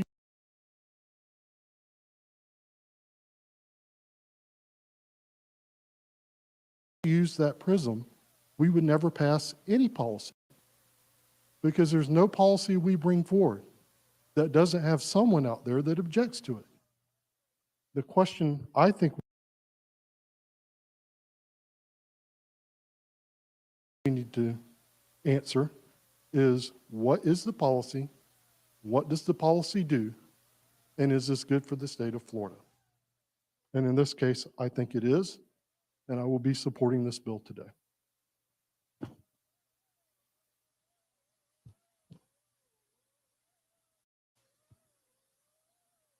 We're in debate Burgess, Jones, Diaz, Baxley to close. Senator Burgess in debate. Thank you very much, Mr. President. And I rise in support of this legislation. And I think first and foremost, what I want to say is something to our dear friend, Senator Jones. I love you, and I am so proud of you, and I'm so proud of our friendship. And I know I speak for every single person in this room when I say that we are so proud of you and your service to this state and who you are as a person and the strength and the courage that you have. And I can only imagine how proud your parents are of you. But many in this chamber are raising young kids, and some of them are here a lot in this process. And my oldest is 8, and I'm thinking of her today. There's been a lot of debate on the floor, and I think it's important to highlight some things that we can all agree on. And that's that every parent here loves their children. Everyone here wants the best for their child. Growing up today is very hard. Raising kids today is so challenging on so many levels, no matter what your worldview is. I worry all the time about what we're leaving them, what it's going to be like, and how can I protect them? How can we protect them? How can we shield them? How can we enshrine their innocence for just a little while longer? It's pretty hard. You turn on the news for 5 minutes and it's stripped from them. You know what I'm talking about. In these uncertain times, our default position should be to trust parents, do what's best for their children. Teachers, administrators, principals, and guidance counselors, dedicated professionals, love them. I have no doubt about that. This isn't about that. No one will ever love your child, though, more than you love them as a parent.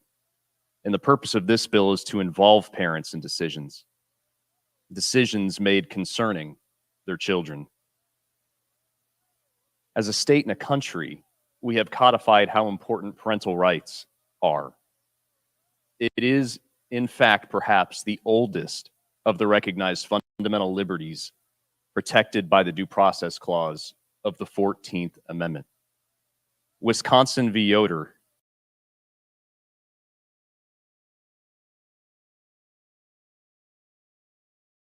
says the primary role of the parents is the upbringing of their children, and it is now established beyond debate as an enduring American tradition. Santosky v. Kramer, the fundamental liberty interest of natural parents in the care, custody, and management of their child does not evaporate simply because they have not been model parents. Members, this bill follows these precedents. This bill says, parents, your right to raise your children does not end when they walk into a classroom. This bill recognizes that parents are not the enemy. Let's talk about what this bill does substantively. The bill does two things, and I like to really, for me, it's important to do so to make sense of things and for the light bulb to go off. But when I actually took the time to sit down and read this bill, I thought I knew what I wanted to talk about, right? A while ago,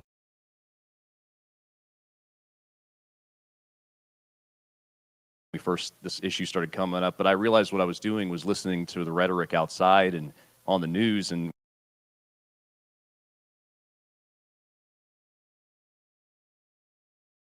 when I took the time to actually read the language and to take time and study the staff analysis, I boiled it down to two very, very basic things, and it's age-appropriate learning timelines, and it's parental notification. And there's an exception for abuse, abandonment, and neglect. There will be harm to the child through notification, there's an exception to that. And I would hope that these ideas, there would be broad support on these concepts. And I believe that there is on foundational principle, I do. The portion of this bill that we've discussed the most and has given us a lot of heat, but not as much light, and that's the part that's been incredibly stigmatized. And I believe that it's our job as legislators to correct the record and to act on legislation and not the rhetoric. What we hear a lot about this bill is what I call, and I'll throw another legal term out there, it's an argumentum ad absurdum.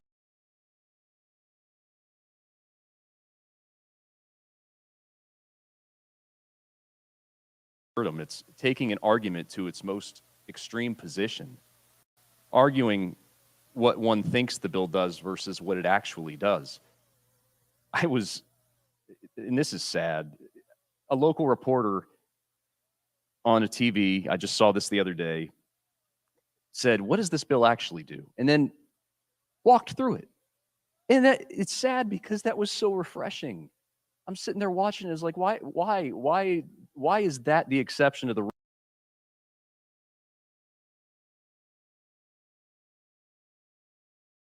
rule in reporting sometimes these days? It identified what, and we can disagree on the merits of legislation, and that's great, and that's what we're here to do. But to have somebody actually take the time to try to instruct and inform sexual orientation, gender identity, even being pressed on it through amendments, and even me wanting to take that section to do what this body, I believe that you all said you intended wanting to do, to give parents that right, which they already have. But to take that out, if we say that it is not geared towards the LGBTQ community, but then you can't say that it's not, but then the bill sponsor says it is. You got to pick one. In the last few days, many have said the quiet part out loud.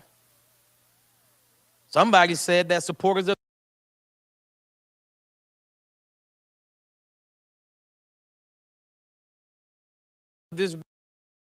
the Florida Family Policy Council called this the Don't Turn My Son Into a Daughter bill. And then someone else says that children are confused. And so, members, the reason why I was pressing so hard with Senator Diaz yesterday on the policy is that because it's true. We in this body quite often we deal with a lot of emotional legislation, feel good legislation, whether it's Alzheimer's disease, whether it's for children with disabilities. We deal with these all the time. And I'm sure you all you heard the children yesterday. Some of them are still in the gallery right now. Why would so many LGBTQ youth, parents, and allies be here if the nuances of this bill was not what it is, and where individuals feel attacked on it? Members, the reason we can ask about the policy and we can, Senator Burgess just made mention of it as it pertains to the policy within this bill and why the bill is needed. But it was just said that by Senator Rodriguez that there is no curriculum for K through third grade. And so if that's in sex education, so if that's the case, then what are we doing right now? Why is this even necessary? If it's not being taught, and I would love the bill sponsor to talk to us about it, why is this needed if it's not being taught? I can tell you now, I shared it yesterday, that my mom runs a school with children in grades K through 3, and I can tell you right now, there is no children being taught sex education in Blaniva Jones' school. None. It's just not happening.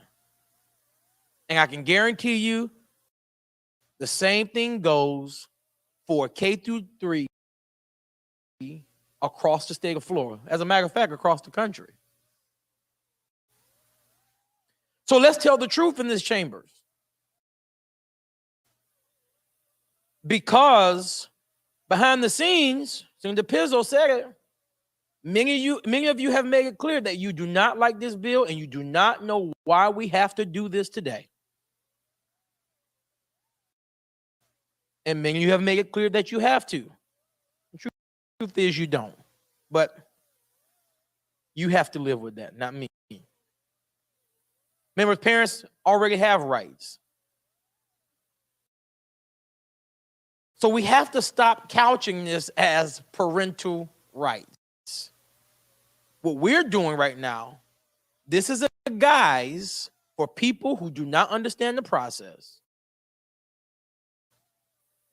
So when you all walk out this door, you will have something in your hand to say, we have given you your rights back. Rights that was never taken away from them. So let's be honest. And so I'm blessed to call many of you my friends, and many of you know that we disagree on policy. But we can't use the word but when you're trying to make a statement of love and support. It's not, Chevron, I love Jen, but. No, I love Jen, period. Or God, it's not God is love, but it is God is love, period. So I urge my colleagues to look at this and me and those children, not as hypotheticals, but looking at myself and others as real life stories that's standing in front of you. And hear me what I'm about to tell you. For those who have small children, there is nothing that you can do inside this room that you can protect your children outside of your care. You want to talk to my parents? and talk to other parents, please do. But I ask all of you with small children, what are you going to do when they come running to you to tell you, Mom and Dad, this is who I am? And you are going to have to live with the fact that I voted for something in 2022 to try to protect you. As elected officials, we have a responsibility to improve people's daily lives, to move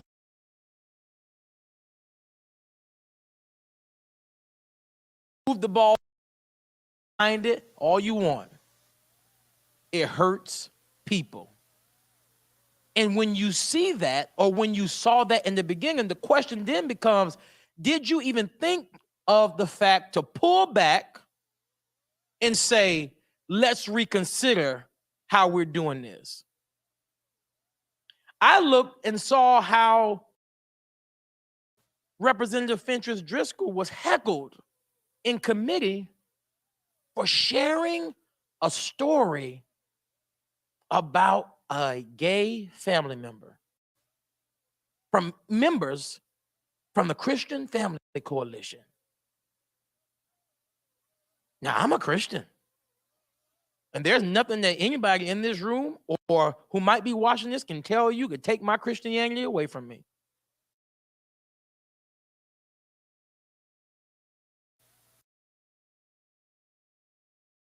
When we get into a place to where you call yourself a Christian and you can't show love, oh, you got to go back and reevaluate your Christianity.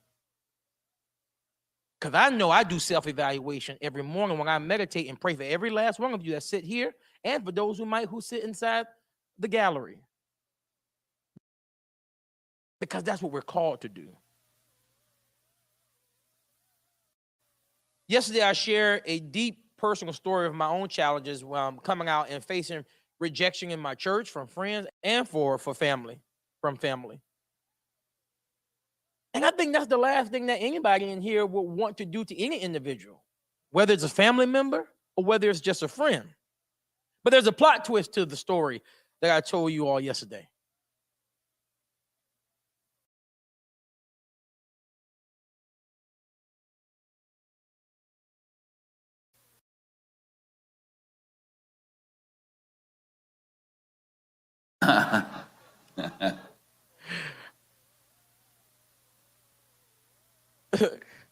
But my dad called me yesterday and he said, son, when I wrote that book, that was then. He said, and just like you share your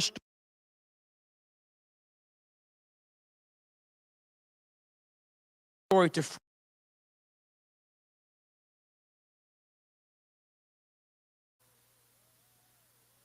and just like all of you in here, I know you'll do the same thing for your children. So enough of that, enough about the policy, because I've been in this process long enough and I know where this bill will end up going. So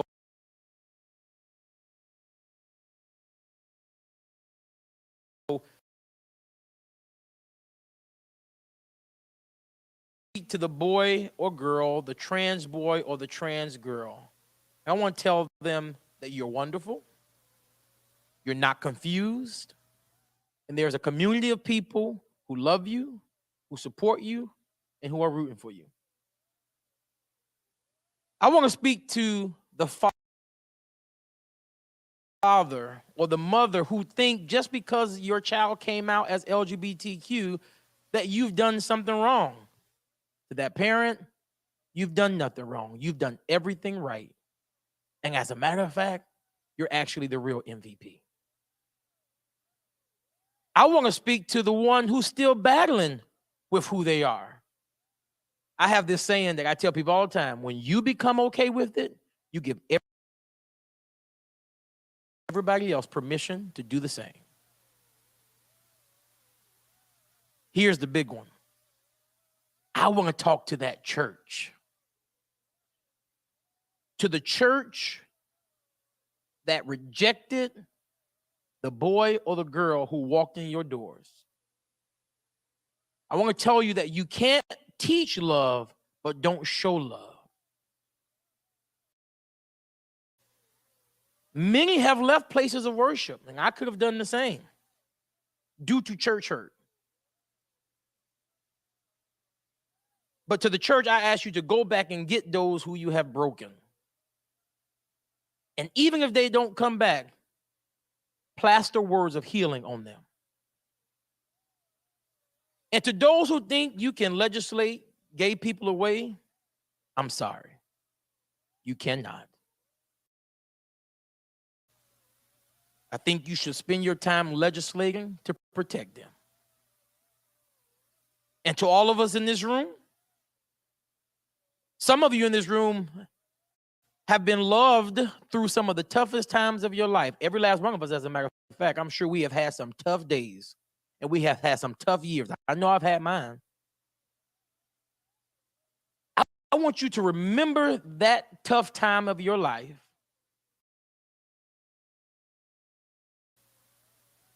and I want you to show someone else that same grace. That's not political. That just shows that you too have a truth. And I'll end with this. The book I was reading, and it's a Harriet Tubman quote.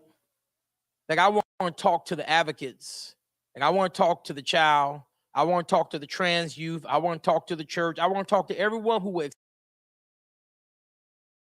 accept the challenge across this country and in the state of Florida as they are thinking about where do we go from here in this loud noise of a nation where politics is literally at the top of the news every day because of the divisiveness nature that we have. Florida, we can lead to let people know that this is just not where politics is at.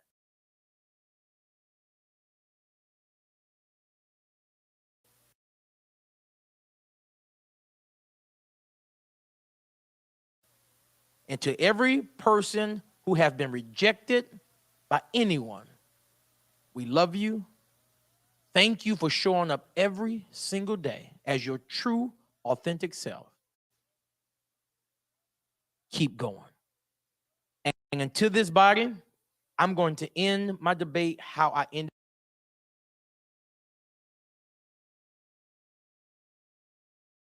it yesterday. Thank you, Senator Jones. The Senator of the 36, Senator Diaz, you are recognized in debate, followed by Senator Baxley. Senator Diaz. Thank you, Mr. President. And I'm just going to go into the two parts of the bill and what's written in the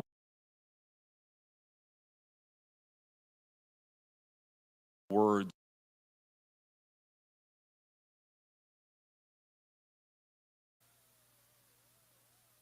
From the very first stop when I saw the Senate version of this bill, brought up concerns about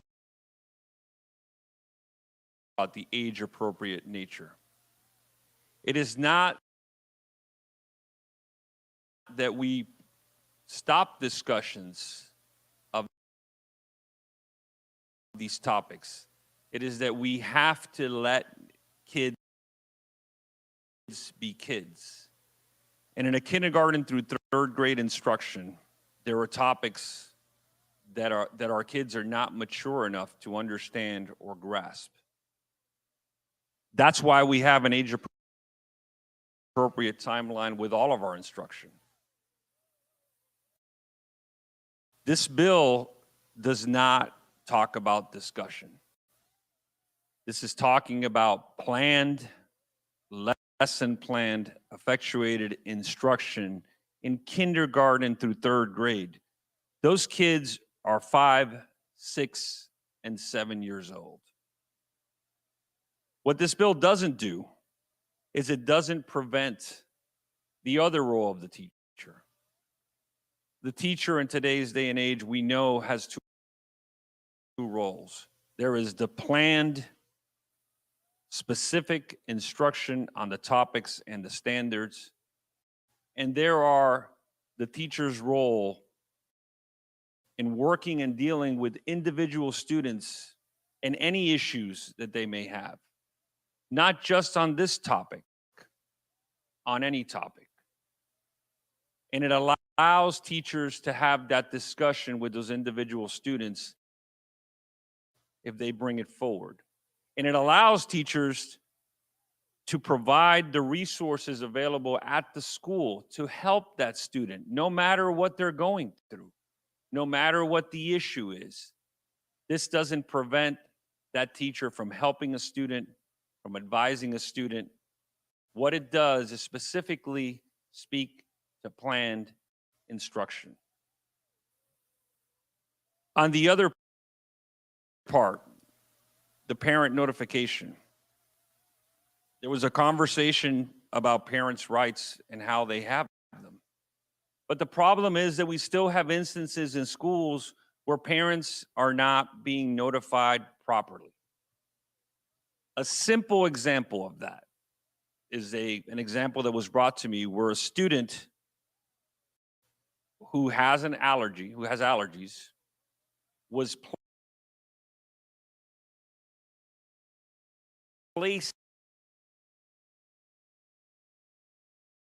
a moment to have the conversation to include that parent as to what's best for that student. That student doesn't belong to the government. That student belongs to the parent. And this bill says if there is a change of service or monitoring, regardless of whether it's included in an IEP, regardless of whether it's included in a 504, if you are making an adjustment, and in this case that I brought forward, you're isolating a student for their own good, according to what they were thinking at the school system or the school, that you need to contact the parent. It turns out that that student has allergies in general, but they were placed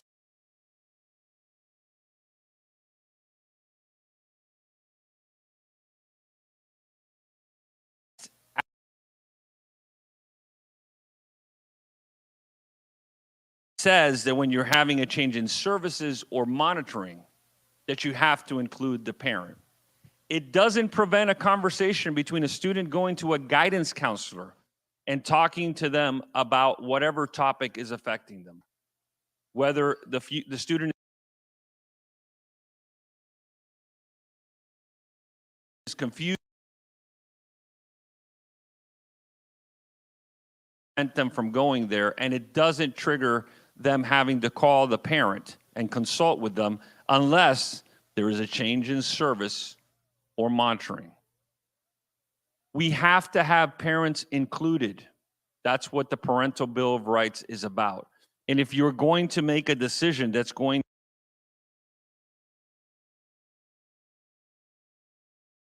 to affect us at the school that we confide in, that we value their professional opinion, that this change or this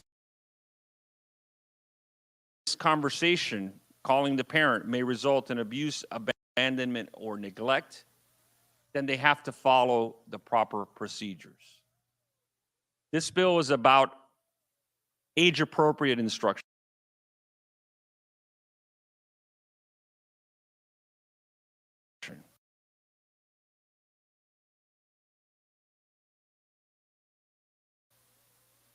That's what's in the bill.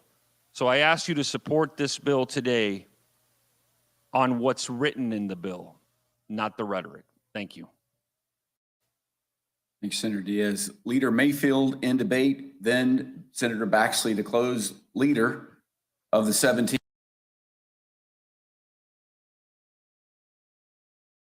Leader.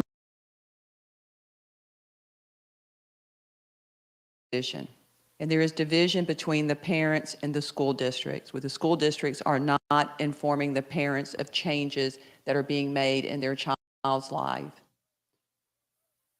There is disrespect, and that disrespect is the disrespect that the school districts have with parents, and the fact that that parent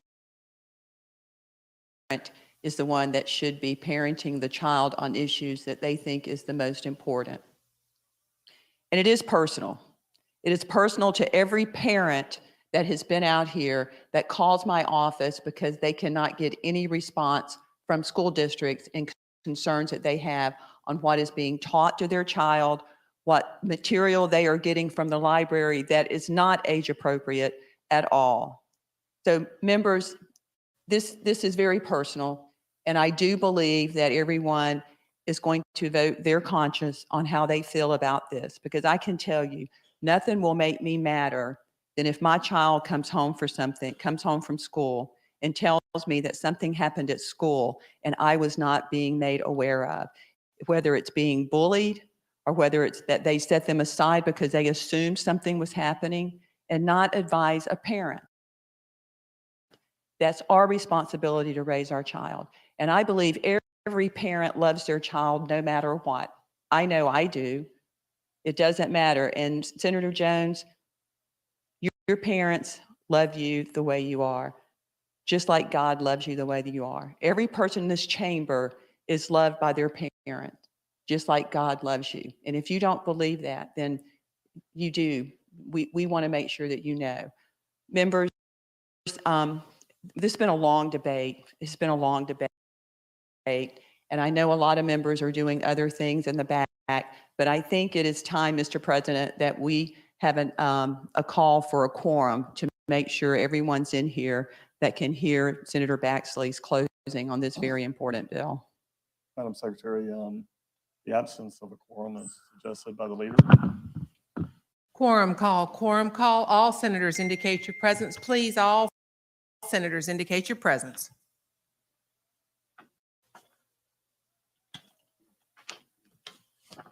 I have been.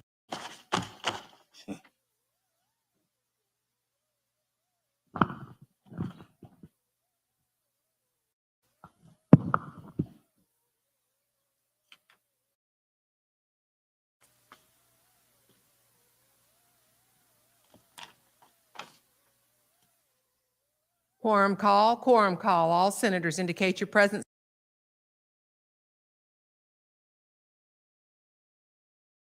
Please. Senator Baxley, you recognize the close.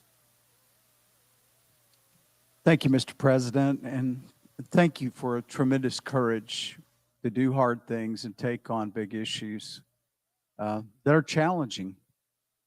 And I've learned a lot. This has not been an easy bill for me, believe me. One thing I learned is Senator Jones and I have been under some good preaching. We're both raised as pastors' kids, and we've heard many of these things, and it's shown in the passion of your delivery, and it's shown in the substance of what you really got from your parents and from God. We're not that far apart.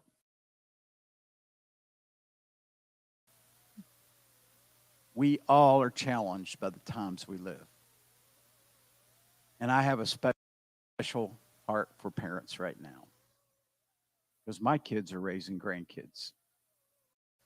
And I see the challenge they're up against in a world where so many different images are flashing before them. And so many challenges are before them about how to get their education.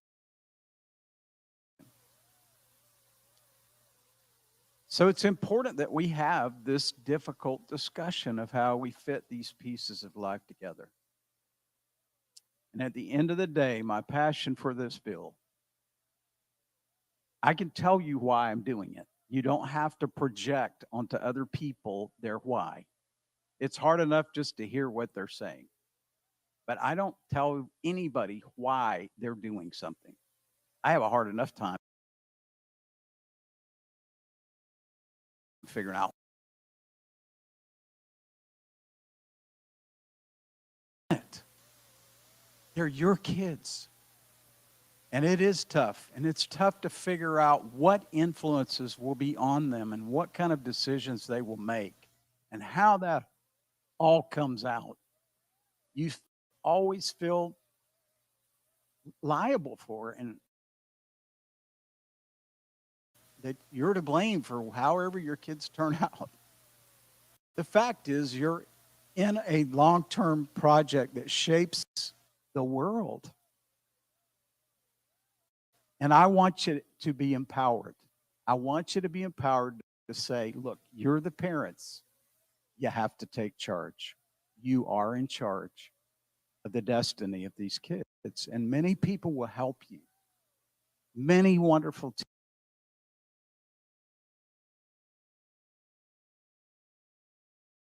teachers. So cautious about who our kids are with and what they're doing and what they're talking about and what they're learning. I want every one of them to get those basic skills that however they turn out, they can prosper and survive and build a great future. Just join me on that. Can we just join on that that's important? And that's what I'm asking you for. Just vote to empower parents and encourage them to take responsibility and to be partners with these teachers. Every winning educational project has been when you can pair up parental involvement with a great teaching staff. And when that connection gets made, kids do well and build great lives. That's my passion. I'm old. I'll be 70 this summer. I look at these kids. They're our hope. They're our future. And yet they're growing in very confusing times of what things mean. So whether we agree or not on all those pathways, let's agree to help them get there.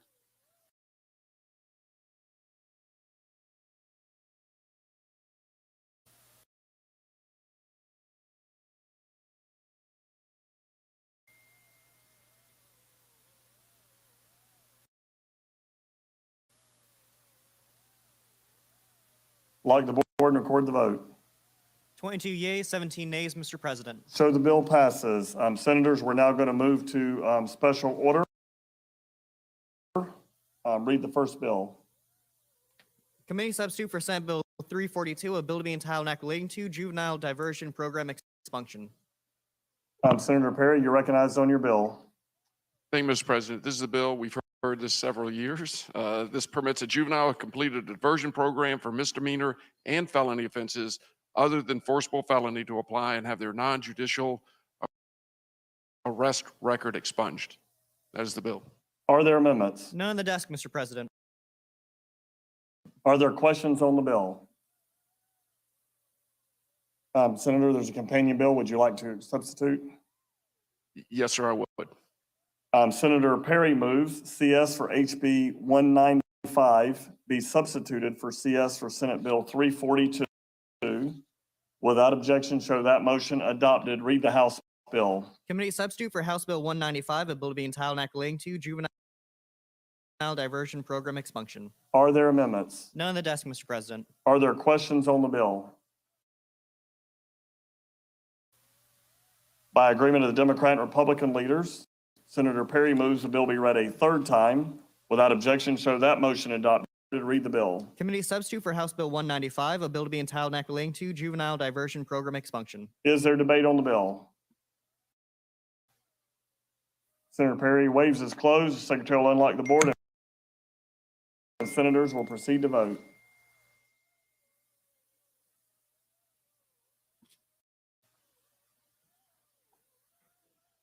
Lock the board and record the vote. 38 yeas, 0 nays, Mr. President. Show the bill passes. Leader Farmer, you were recognized for recognition. Thank you very, very much, Mr. President. You know, we just spoke a lot about teaching and education, and in Broward County, we are very proud to have an entity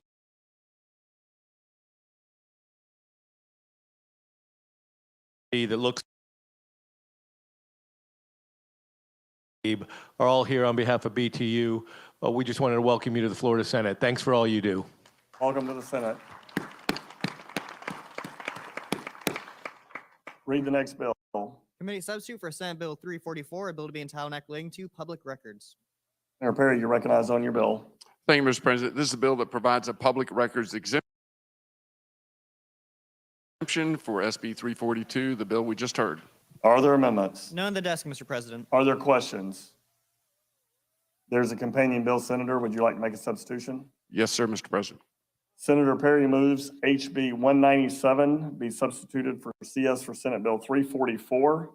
Without objection, show that motion adopted. Read the House bill. House Bill 197, a bill to be entitled and relating to public records. Are there amendments? None on the desk, Mr. President. Are there questions? By agreement of the Democrat and Republican leaders, Senator Perry moves the bill be read a third time. Without objection, show that motion adopted. Read the bill. House Bill 197, a bill to be entitled and relating to public records. Is there debate on the bill? Senator Perry waves is closed. The Secretary will unlock the board and senators will proceed to vote.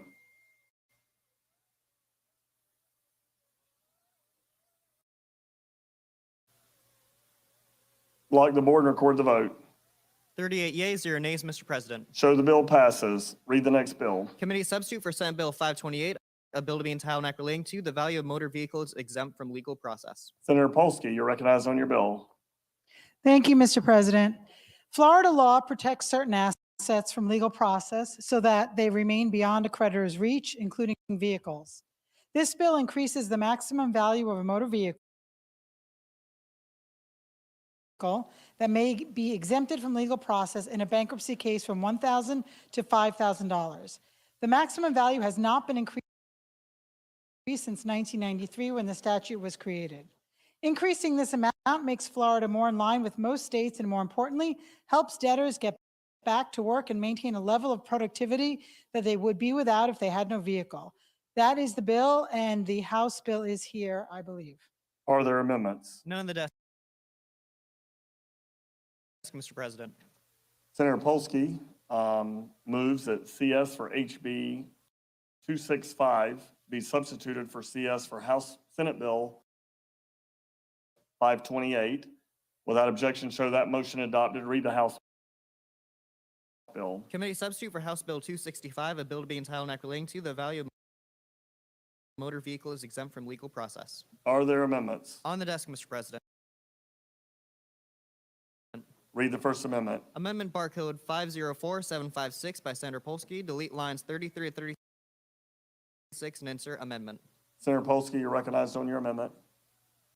I would like to withdraw that amendment, Mr. President. Without objection, show that amendment withdrawn. Are there questions on the bill? Senator Powell, you're recognized for a question. Thank you, Mr. President. Senator Polsky, can you tell me again what that does by increasing it from 1,000 to 5,000?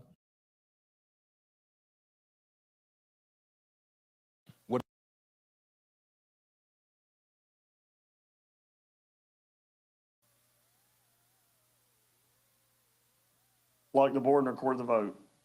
37 yeas, 0 nays, Mr. President. Show the bill passes. Read the next bill. Senate Bill 730, a bill to be entitled and relating to step therapy protocols. Senator Harrell, you're recognized on your bill. Thank you very much, Mr. President. And as you know, members, many insurance companies require that you go through a process of step therapy when a medication is prescribed for you. And that means you have to take specific medications in certain orders, and you have to fail first before you get to the medication that your doctor actually wants you to have. What this bill does is establish a process, a step therapy protocol where you know exactly what that is, and it establishes that there must be a route for exemption from this, and it has to be published on the insurance company's website so your physician can make appropriate decisions. You also must be notified within a certain amount of time if your authorization does not go through. There is, this really provides transparency for patients to know exactly what medication and how they can get the correct medication for them.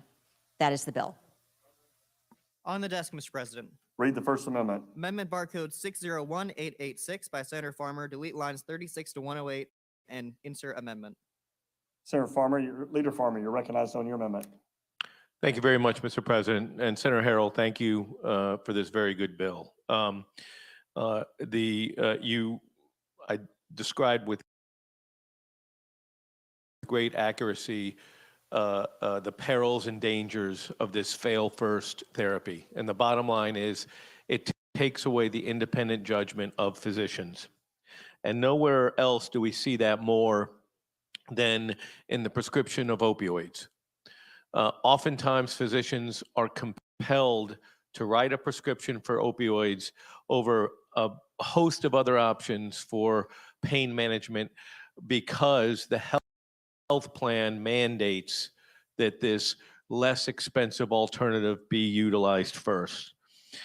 This amendment would create a small and unique exception, and it's been cited by the American Medical Association as a major step that can be made in our efforts to reduce and ultimately eliminate opioid abuse in the state of Florida. The Florida Department of Health publishes a fact sheet on the alternatives to opioid, which lists the advantages and disadvantages of medication. And first on the list of disadvantages is that non-opioid based alternatives may not be covered by insurance. This amendment would simply clarify and confirm that you can't use fail first when it comes to opioids, and that other treatments would have to be covered.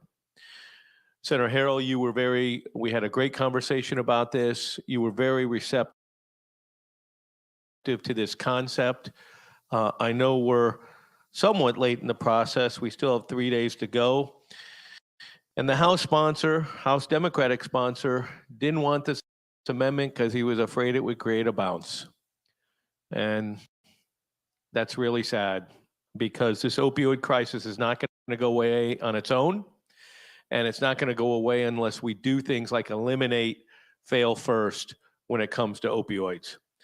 And so I'm very saddened that it wasn't worth just delaying this bill another day to put this amendment on. But out of respect for you, Senator Harrell, and the good work you've done in this area, I will withdraw this amendment. Thank you, Mr. President. Show that amendment withdrawn. Are there questions on the bill? Senator, there is a companion House bill. Would you like to substitute? Yes, sir. Senator Harrell moves House Bill 459 be substituted for Senate Bill 730. Without objection, show that motion adopted. Read the House bill. House Bill 459, a bill to be entitled and relating to step therapy protocols. Are there amendments? On the desk, Mr. President. Read the first amendment. Amendment barcode 317752 by Senator Farmer, delete lines 58 to 128 and insert amendment. Senator Farmer's, we're withdrawing. Yep, without objection, show that amendment withdrawn. Read the next amendment. None on the desk, Mr. President. Are there questions on the bill? By agreement of the Democrat and Republican leaders, Senator Harrell moves the bill be read a third time. Without objection, show that motion adopted. Read the bill. House Bill 459, a bill to be entitled and relating to step therapy protocols. Is there debate on the bill? Senator Harrell, you're recognized to close on your bill. Thank you very much, Mr. President. And this is the third year I've presented this bill, and I am so pleased that we are finally going to get it passed into law and that patients will not have to fail first without at least notification and a road to exemption. Thank you. The Secretary will unlock the board and senators will proceed to vote.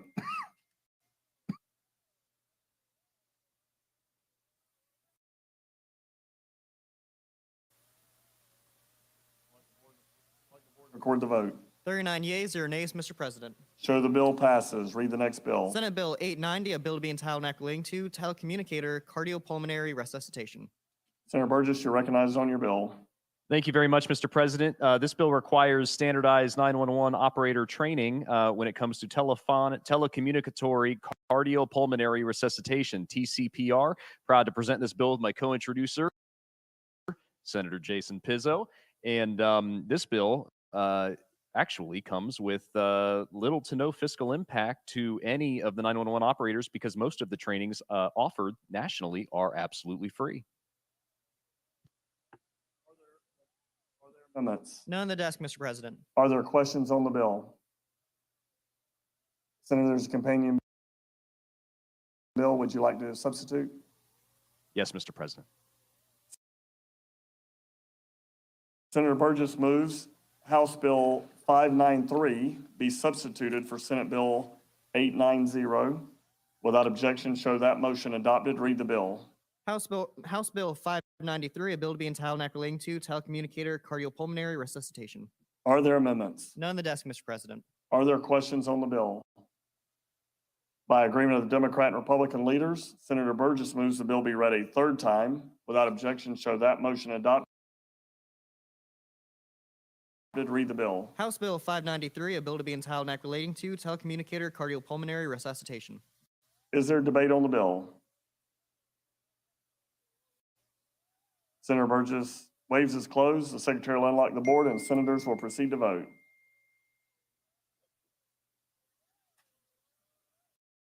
Lock the board and record the vote.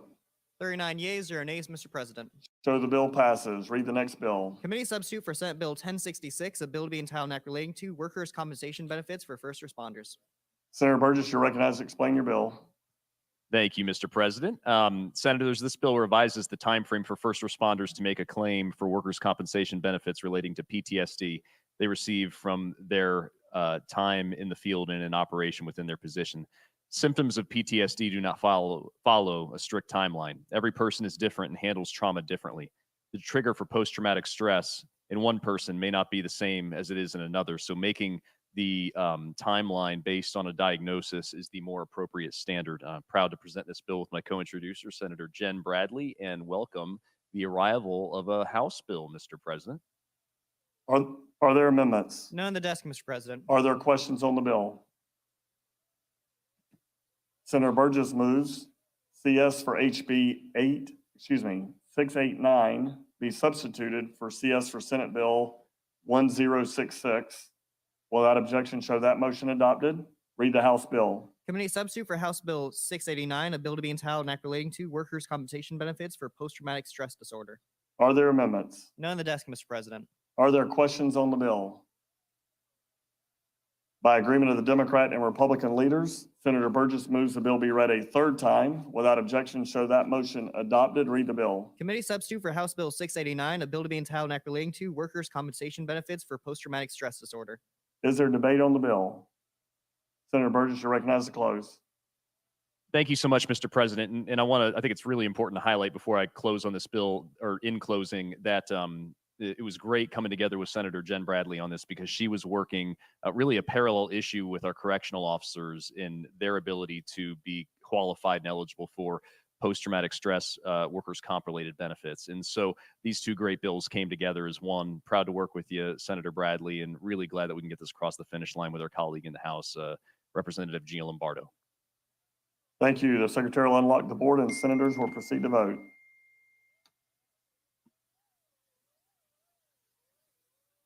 Lock the board and record the vote. 39 yeas, 0 nays, Mr. President. Show the bill passes. Read the next bill. Senate Bill 1518, a bill to be entitled Act relating to lactation space. Senator Berman, you're recognized to explain your bill.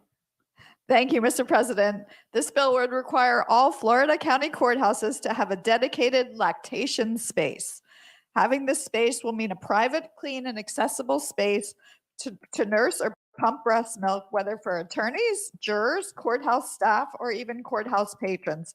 There is an exception to the requirement, as that is if the courthouse does not have a space that could be repurposed, and we will not require new construction. And that is the bill, Mr. President. Are there amendments? None on the desk, Mr. President. Are there questions on the bill? By agreement of the Democrat and Republican leaders, Senator Berman moves the bill be read a third time. Without objection, show that motion adopted. Read the bill. Senate Bill 1518, a bill to be entitled Act relating to lactation space. Is there debate on the bill? Senator Berman waves are closed. The secretary will unlock the board and senators will proceed to vote.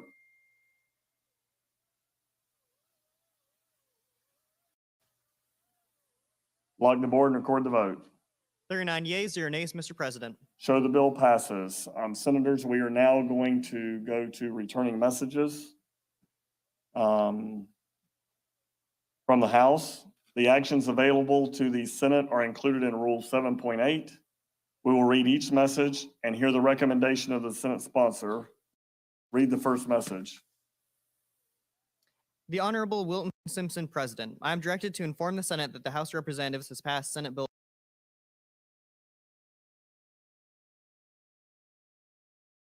430. Bill to the House. The House changed the date of that extension to 2028, and that is the difference in the bill, Mr. President. Are there questions? Oh, Senator Farmer, you're recognizing questions. Senator Hooper, are you okay with that? Senator Hooper, you're recognized. I get to say that a little bit later. Any additional questions? Is there debate? Any debate? Senator Hooper, you are recognized for a motion. Thank you, Mr. President. I move the Senate concur in House Amendment 268607. Is there any objection? Seeing none, show the motion adopted. We are back on the bill as amended. The Secretary will unlock the board and senators will proceed to vote.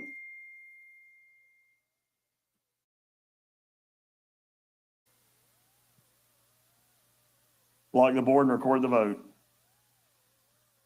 36 yeas, 3 nays, Mr. President. Show the bill passes. Read the next bill. The Honorable Wilton Simpson, President. I am directed to inform the Senate that the House of Representatives has passed Senate Bill 542 with one amendment, 782315, and request the concurrence of the Senate. Jeff Takacs, Clerk. Senator Rodriguez, you're recognized for next. Senate Bill 542, a bill to be entitled an act relating to evidentiary standards for actions arising during an emergency. Amendment barcode 782315. Senator Rodriguez, you're recognized for an explanation. Thank you, Mr. President. I move that the Senate concur in House Amendment 782315.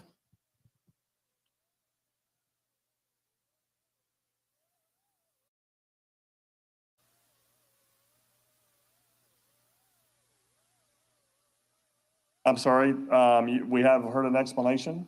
For the bill 542. Are there questions? Senator Berman, you're recognized for a question. Thank you, Mr. President. Senator Rodriguez, could you explain to us what the changes were that were made by the House amendment? Senator Rodriguez, you're recognized. Thank you, Mr. President. Amendment 782315 adds that certain actions taken by a business during a state of emergency declared by the governor may not be used as evidence to establish the existence of an employer-employee relationship in certain enumerated civil causes of action. Are there any additional questions? Is there any debate? Senator Rodriguez, you're recognized for a motion. Mr. President, I move the Senate concur in House Amendment 782315. Without objection, show that motion adopted. We are back on the bill as amended. The Secretary will unlock the board and senators will proceed to vote.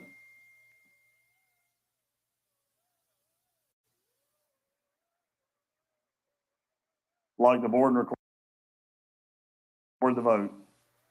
39 yeas, 0 nays, Mr. President. Show the bill passes. Read the next bill. The Honorable Wilton Simpson, President. I am directed to inform the Senate that the House of Representatives has passed committee substitute for Senate Bill 544 with one amendment, 108283, and request the concurrence of the Senate. Jeff Takacs, Clerk.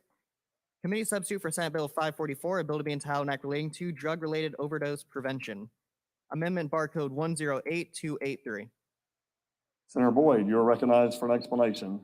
Thank you, Mr. President. This is the drug-related overdose prevention bill we sent to the House, and the amendment that the House sent back removes the provisions from the bill that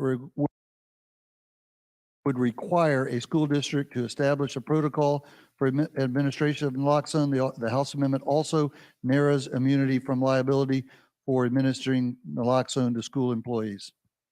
Are there questions? Oh, Senator Rusan, you're recognized for a question. Thank you very much, Mr. President. Why would we remove the requirement that the school district come up with a protocol? Senator Boyd, you're recognized. Thank you, Mr. President. My understanding is they do have established procedures in the school, so this would just narrow that responsibility a little bit. Any additional questions? Is there any debate? A question? Leader Gibson, you're recognized for a question. Thank you, Mr. President.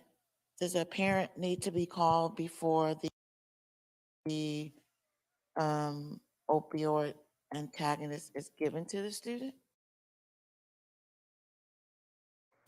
Senator Boyd, you're recognized. Thank you, Mr. President. No, ma'am, they would not. Any additional question? Oh, Senator Pizzo, you're recognized for a question. Thank you, Mr. President. Senator Boyd, can you speak to when you were adopted our friendly amendment together on allowing for schools to have that protocol and enjoy the same immunity so long as they're trained? Can you speak to the differences of what was changed in the House when it comes back here